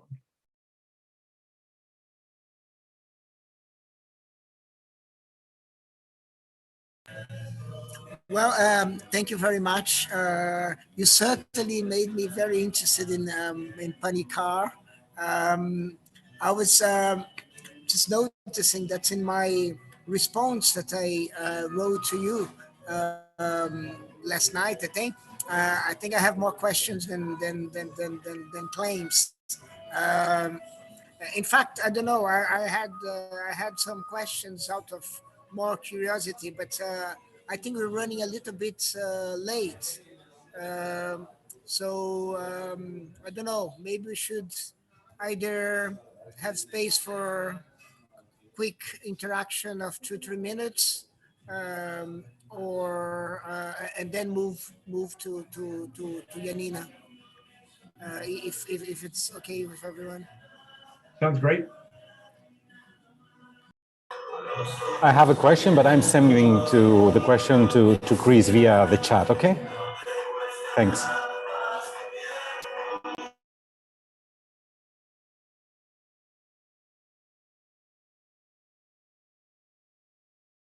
So I don't know if anybody has a quick one with a quick answer. 2 minutes. John, please. Oh, I raised my hand before you said and a quick answer. I just wanted to pull out one moment from this very rich paper. It, and by it, I think we mean the seer of the Kena-Upanishad, it sees that it can see all that there is to be seen. This reminds me a little bit of Kant, in that it seems to me that we have a similar strategy there to disclaim that we have knowledge of things in themselves, but on the other hand, to turn the phenomenal into a sphere, right? A sphere that's closed. And I've always suspected that to be a certain false modesty on Kant's part. In this quotation, it seems like a claim that really wants to be both true a priori and more than a tautology. Do you think it succeeds? Well, you've certainly put your finger on the difficulty. And I was hoping for a properly theological talk where I could expound the dogma and be saluted. But in terms of a response, I think Panikar is attempting to directly engage with the Kantian paradigm, and surely this has a lot to do with the fact that it seems that much of systematic theology in some way has adopted the strictures of Kantianism, and then asserted that not only will we not go into the realm of the noumenal, but moreover, we won't go into the realm of any metaphysics that have happened after this point, which is the motivation for this paper in a lot of ways.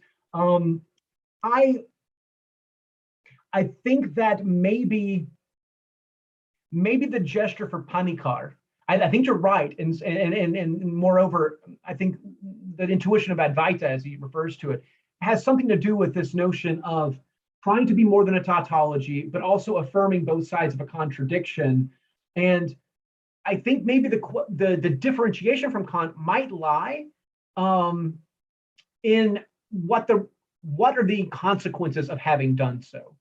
So not whether or not that succeeds, but actually acknowledging that in some sense it succeeds, but it only succeeds because what it produces necessarily is failure. So what's kind of what's the rebounding consequence of trying to attempt this and noticing that failure happens? And for Panikar, that is fundamentally it means that in at least theological engagement, but perhaps also, and maybe certainly also in philosophical engagement, there are hard epistemic limitations, even in the position that I choose to adopt. And in some way, the strictures that were placed by Kant upon discussion of the noumenal are in fact placed upon discussion of everything, which is why I think that the paradoxical metaphysics, or at least the position that we've been ascribing to a paradoxical metaphysics, although I haven't been able to take on board Paul's critique just yet, is also the most suitable position for a theological venture at this point, because if there's ever been a moment where we were oscillating between confirming and disconfirming simultaneously a contradiction and also trying to be something more than a tautology, it's surely in the theological pursuit, where if anything should ever be impossible, it would be the pursuit of the knowledge of the divine, which by any definition that makes any sense to me is impossible to discuss. And so I don't know if that's answered your question, but I think it's to seriously take on board to not allow that to be a cheap escape hatch in the way that it can be for Kantianism, but to take its consequences seriously for our language, and to take that to be kind of the price of admission for theological discussion. And what that does is it has serious, difficult, and perhaps even insurmountable ramifications for theologies that purport to be exclusivist or even inclusivist, but always on my own terms. So at least in a purely utilitarian sense, I think is valuable for theology, but I'm not sure if the language of success is something that I would ascribe to it. It might be the right kind of failure. I hope that serves as something approaching an answer.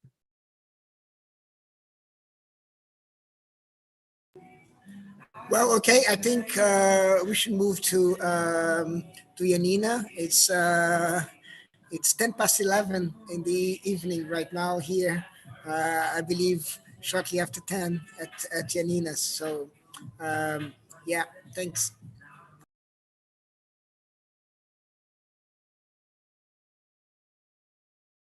Your mic is off. I made you co-host. Yeah, so I think you can share screen, but your mic is off. Yeah, good evening, everyone. And thank you, Hilan, for inviting me. And thank you, Chris, for your very dynamic presentation. I'm going to end this evening with a very different and personal response to Hilan's text. Metaphysics is not my area of expertise, but I met Hilan online 3 years ago when I joined the reading group Being Up for Grabs on speculative archaeology.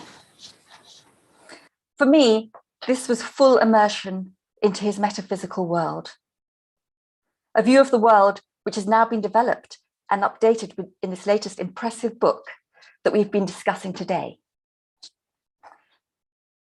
There have been and will be many more interpretations over the next few days of Hilan's work, and they will all be very personal and different.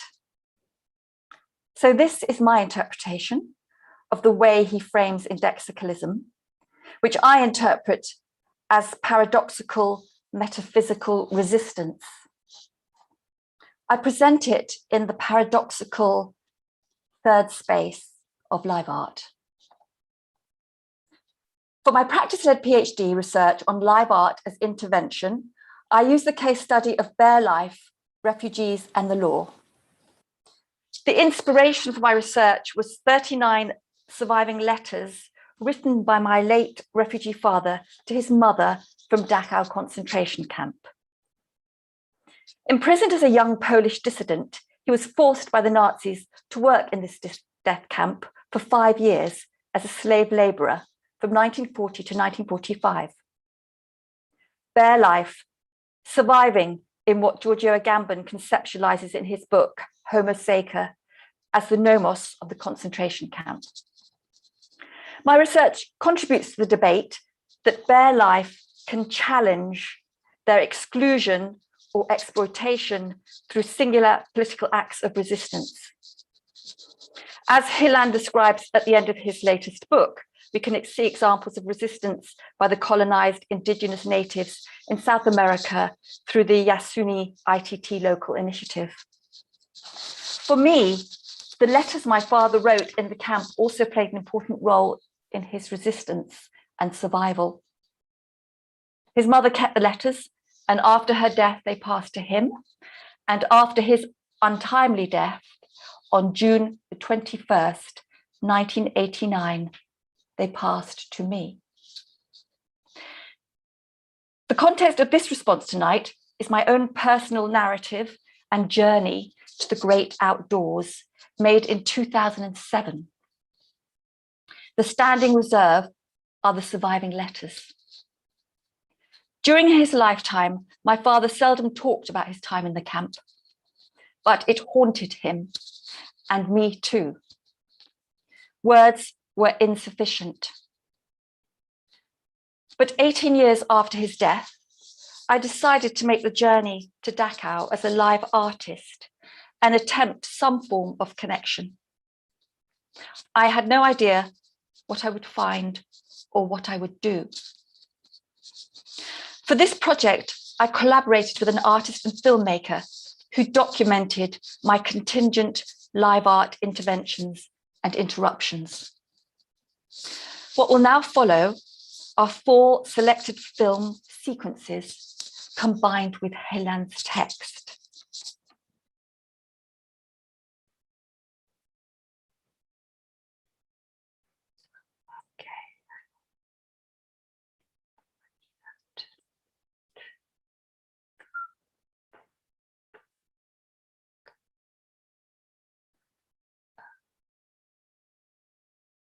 I'm just sharing my screen now.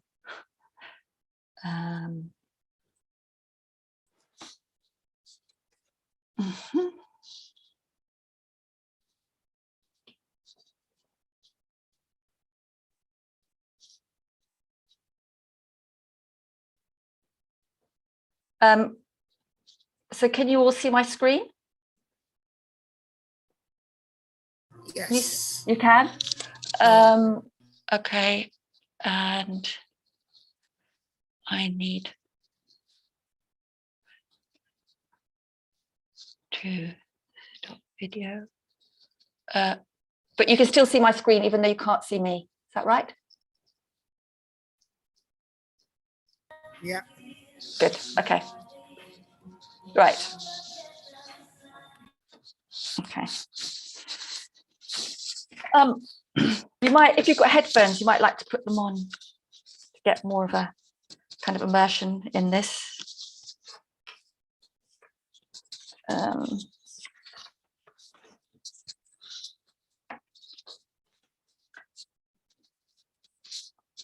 One, on the train to Dachau. So I feel like I'm going to find out what his dark secret was, that he, because we always felt there's something special about him. He had this special quality because of this experience. Yeah, I think that's it now.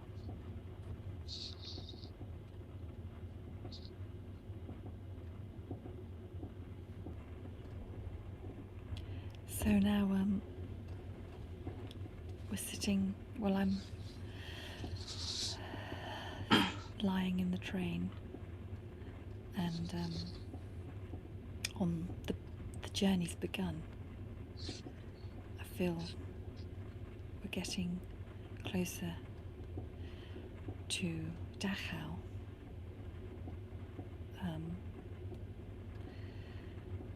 Yeah, the word Dachau actually has a horrible, whenever I say the word, it makes me feel, imagine this horrible dark, horrible place. So I'm wondering what I'm going to see, what it really is like in reality.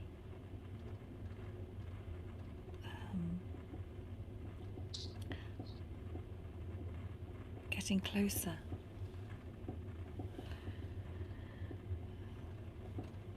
And maybe it feels like it's been a long, I know we're on the train now here, on the train, on the way there. But maybe this journey has been also kind of a lifelong journey. Because it's always been there, this place. Because I knew it was a place that my father, that has very significant influence on the way my father was and the way he treated me. And also, when I found out about it, when I was 9, was when I first knew what Dachau meant, because I saw these horrible pictures.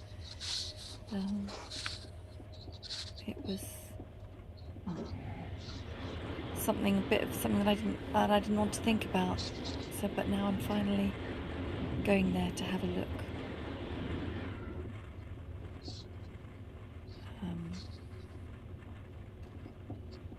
Yeah, journey to the heart of darkness.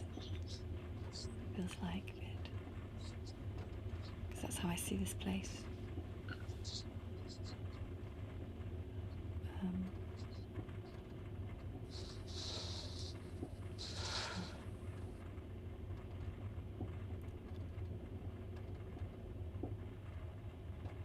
It's strange to feel that we're moving, we're crossing so many miles or kilometers. But I'm just lying here. I can feel the movement of the train. 10-hour trip, covering such big distance.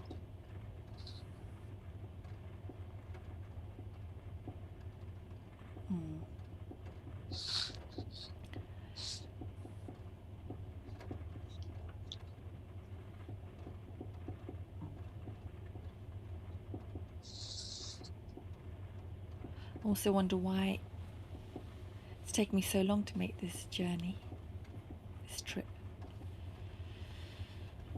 Maybe it's because my oldest daughter's 19. I don't know. I think that's important. About the same age that my father was when he was, well, he was 18 actually, when he was separated from his mother. And also Mila, my oldest daughter's, left home at 18, in fact.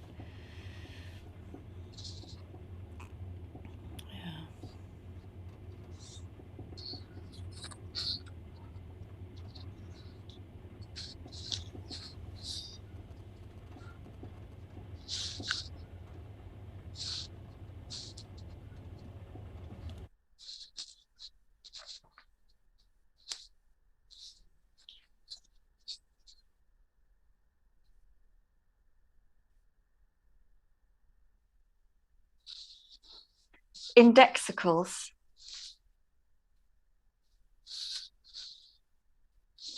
In, out, same, other, here.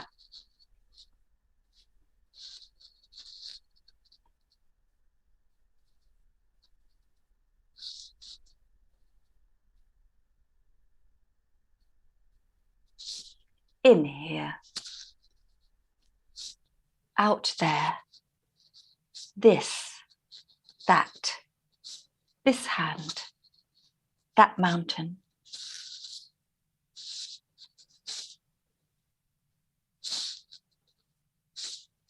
This face, that train. Now, then.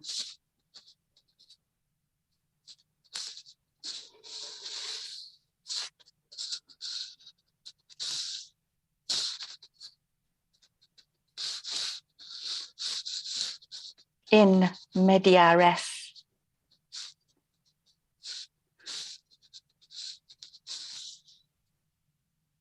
I am in the middle of things.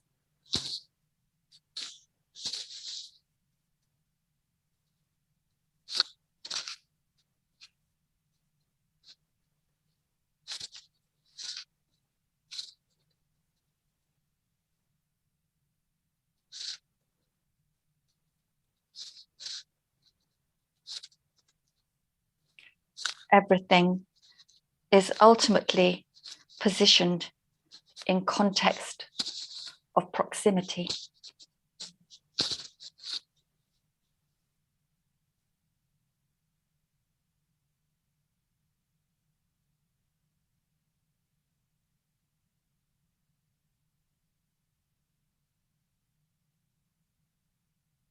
Experience plays a decisive role in a thoroughly situated metaphysics.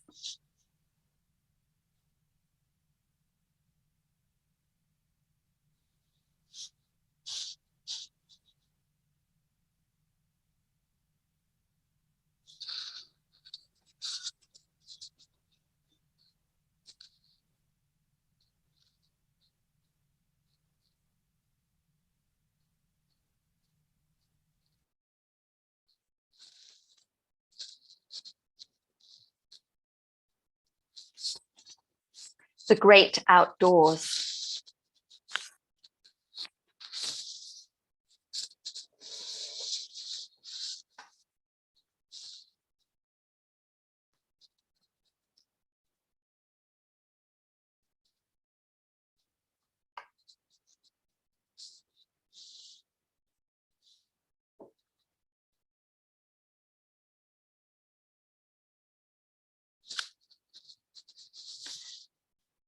The great outdoors is precisely what is other, beyond, outside, and not a window for the indoors to be seen.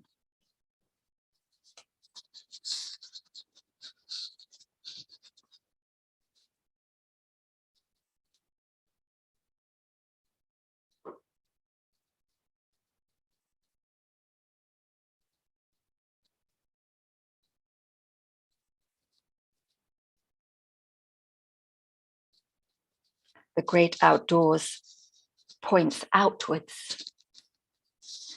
It is the unexpected, the out of reach.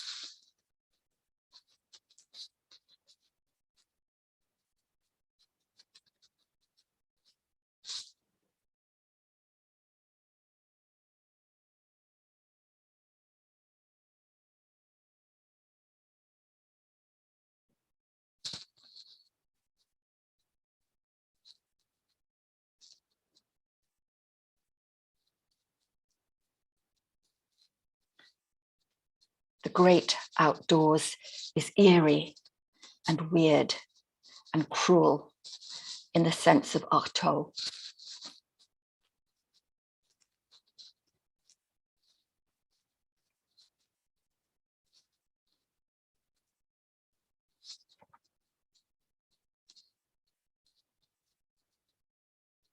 It is nothing that can be thought in terms of substantives. It strikes us because it is out there.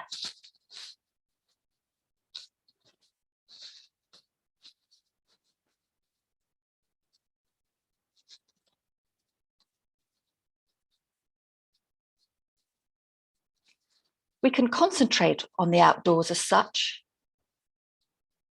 on the other, on what is genuinely out there, and can only barely be pointed to.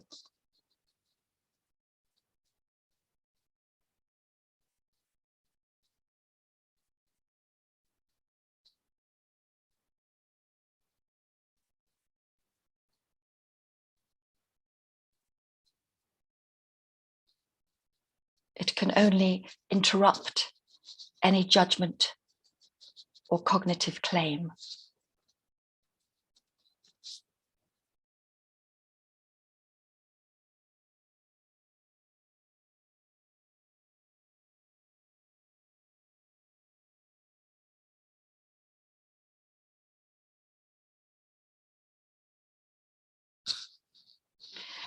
It is not a balcony or a garden. It never comes in. But it situates us where we are. It affects us merely by being out there.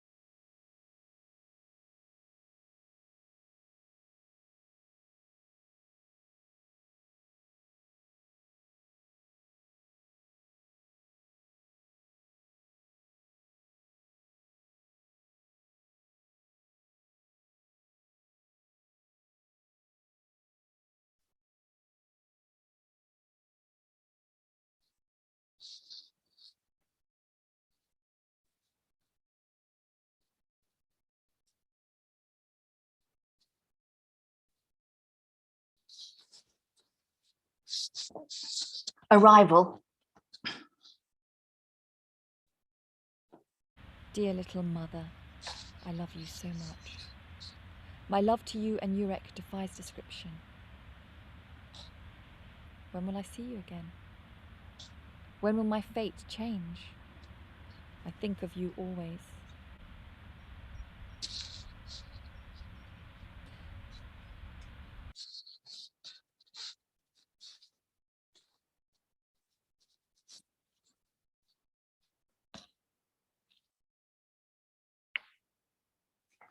Indexicalism extends to the outdoors, transcending any interiority which is available to any standing locations.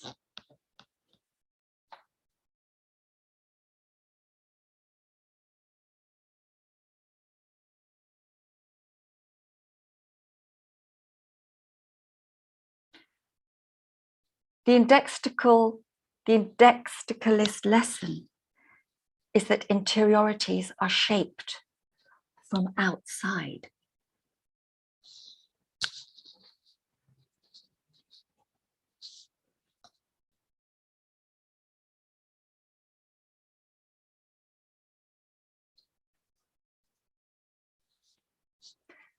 Sensibility is proximity. It is where things are presented to the perceiver.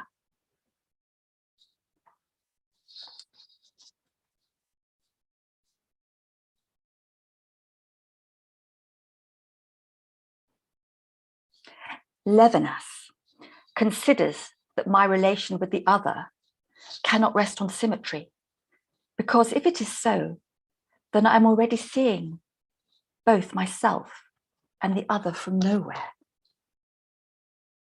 I am not the other for the other, because it is for me that the other is other.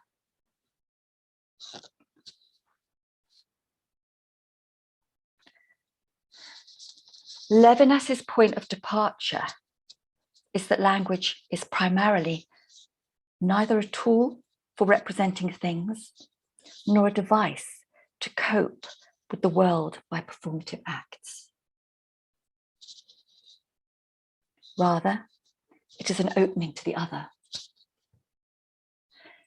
It is intrinsically geared towards the great outdoors, because it is shaped by dialogue, by conversation, by the need to say something to someone else. It is primarily involved with saying.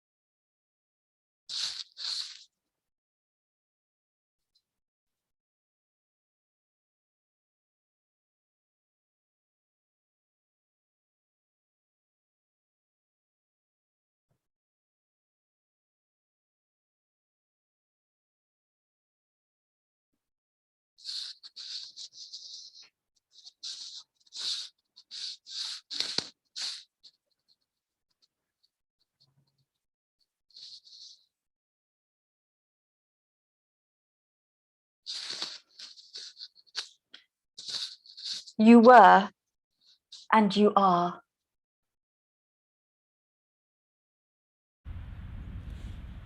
I'm going to take a stone from here. I've been trying to decide which stone to take, but I really like this one, which I've just found on this place, which is the block where you were, or the way you are actually. But I like this stone. It's like a kind of scarred heart.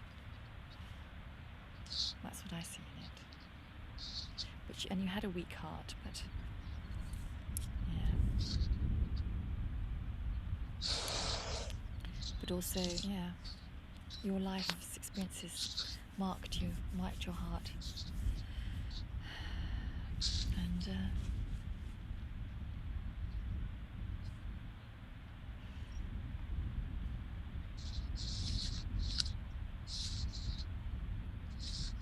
yeah.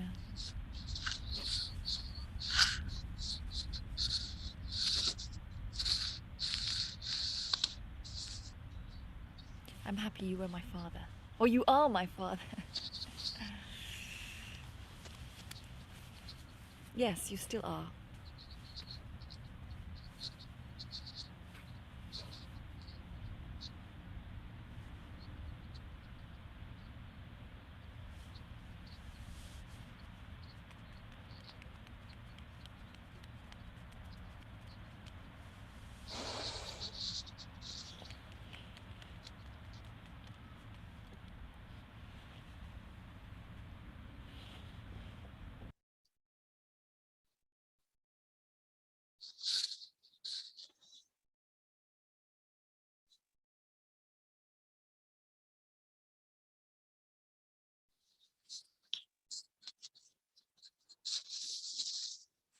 Skipping in Dachau.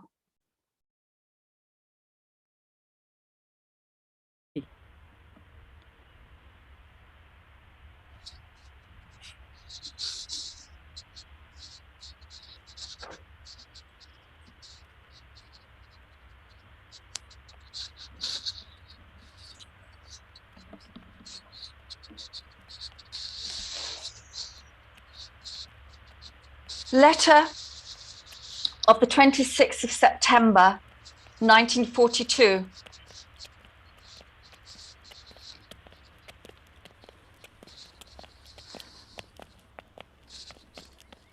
Dear Mother, I often think of the two of you.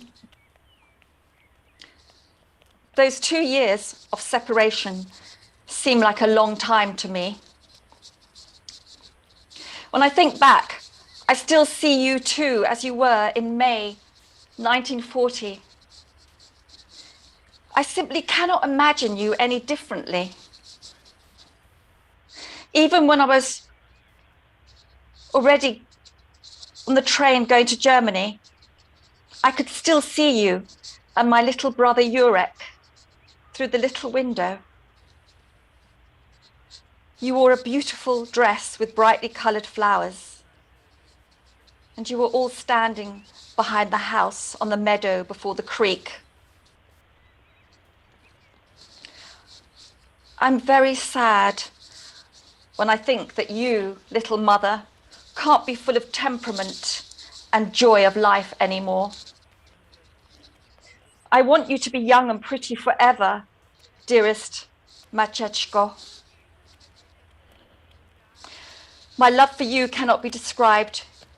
You are everything to me, my past and my future. I simply must return and see you again and live and work for you.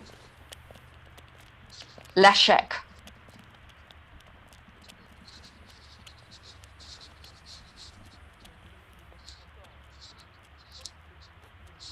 Horizons are indexical environments.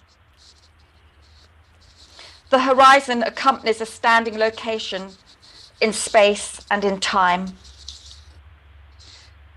As much as a standing location, the horizon is impermanent. It is the limit of the space given a fixed position. As I move, my horizon moves with me. There is always something beyond the horizon. It is the spatial symptom of the future.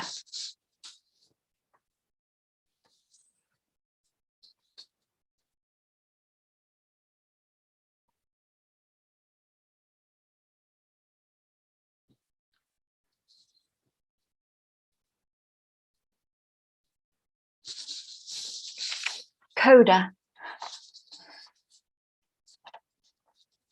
Asking and responding. People respond differently, but they have to respond somehow. Asking is difficult.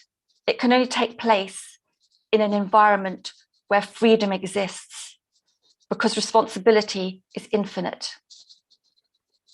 The metaphysics of the others is a metaphysics of asking. Asking also requires proximity. Hilan asked me to contribute to the book launch, and this is my contribution. Thank you for sharing my proximity.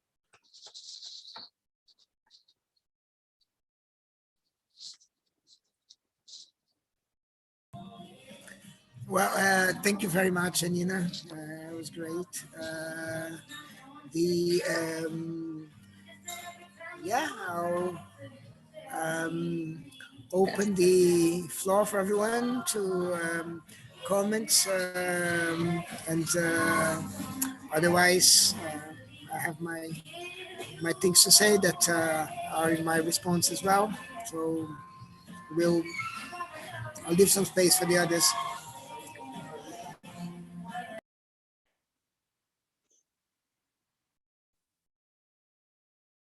May I just say thank you so much for that. That was on a personal level. I mean, I think that was for me very appropriate and very also really profound. And what I really felt, kind of hearing it, one thing that you did that I think really resonated was just the silence, like the silence between that you placed between your speech and also the excerpts from the book. And for me, I've personally I've been to Dachau also, though I don't have the personal connection that you have. But that's kind of what I remember the most, and just what that silence speaks, and what that silence says. So thank you. Thank you.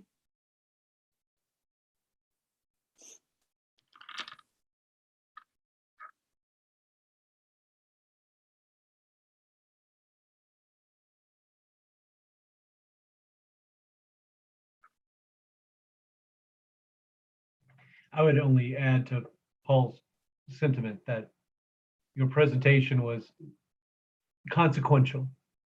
And it's perfectly suitable in this moment, in as much as none of us will be unscathed. And I think in some sense, maybe this is what philosophy calls us to as well, is to dwell in a space between irreconcilable truths, the heaviness and the lightness and the silence and the words, and to allow ourselves to be touched by that, or to admit that we have been.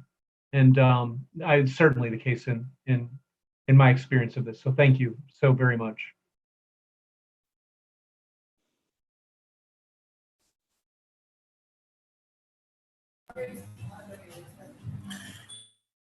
Yeah, I was thinking a bit about this element of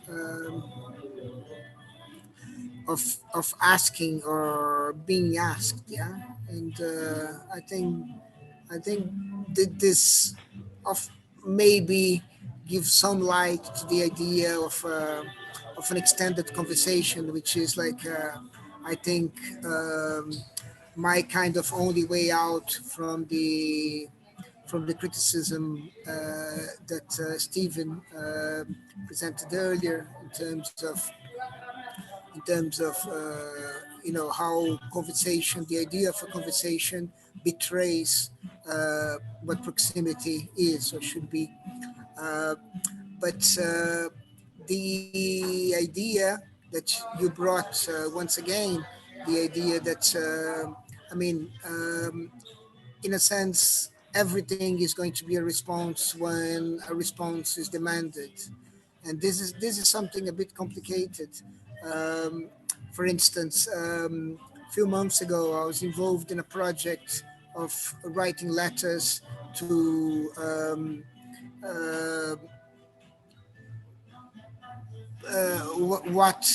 whatever wouldn't respond in a normal way. The idea was to write letters to the bats, especially connected to the pandemic, and the issue was whether the bats could respond or not, or whether they have responded or not in some way or another. But the very fact, and I think this is something that can't. This is one reason that maybe we can't dismiss this idea of conversation altogether very fast, is that the very fact that you actually address someone or you address something makes some kind of dialogue that brings about some dialogue, because addressing itself is a way of not prompting a response, but kind of making a response so possible that that in a sense you're already having you're already, if you want, you're already in the logic of responding, and this is the most important. And for me, one of the things that struck me in this project was that there is a difference between writing a letter to something and making a treatise about something. So making a general theory about bats and writing a letter to bats. I think again, yeah, I mean, there is a difference between, being asked and just go about without interruption.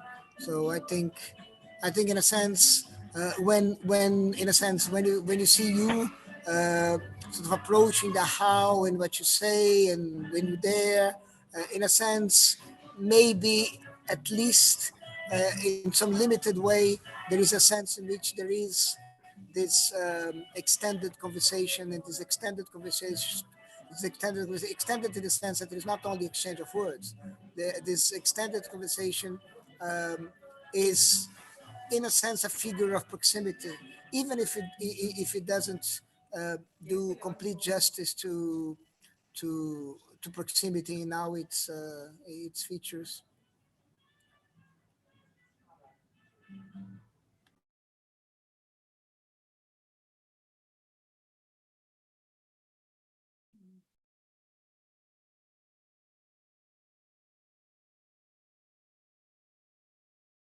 Well, yes, it was interesting saying the words after listening to all these presentations, because they can't, these words are repeated in so different many ways.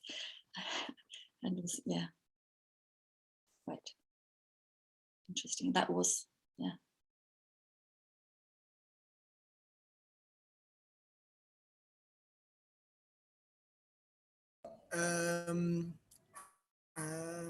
If anybody wants to add something, otherwise I think we can resume tomorrow. For those of us who are in this time zone, it's heading towards midnight, and the cafe that where we found refuge is about to shut. So that's another reason to finish here, and hopefully see you tomorrow for more. Tomorrow we're gonna have Spanish and Portuguese session first in the morning, and then we have session 4, I think, at the same time as this one has started tonight. So anybody want to say anything, please do, but otherwise, thank you very much. Thanks, Janina, again, and see you soon. Thank you. It's been really a very interesting session. Yeah. Bye-bye. Yeah. Bye-bye.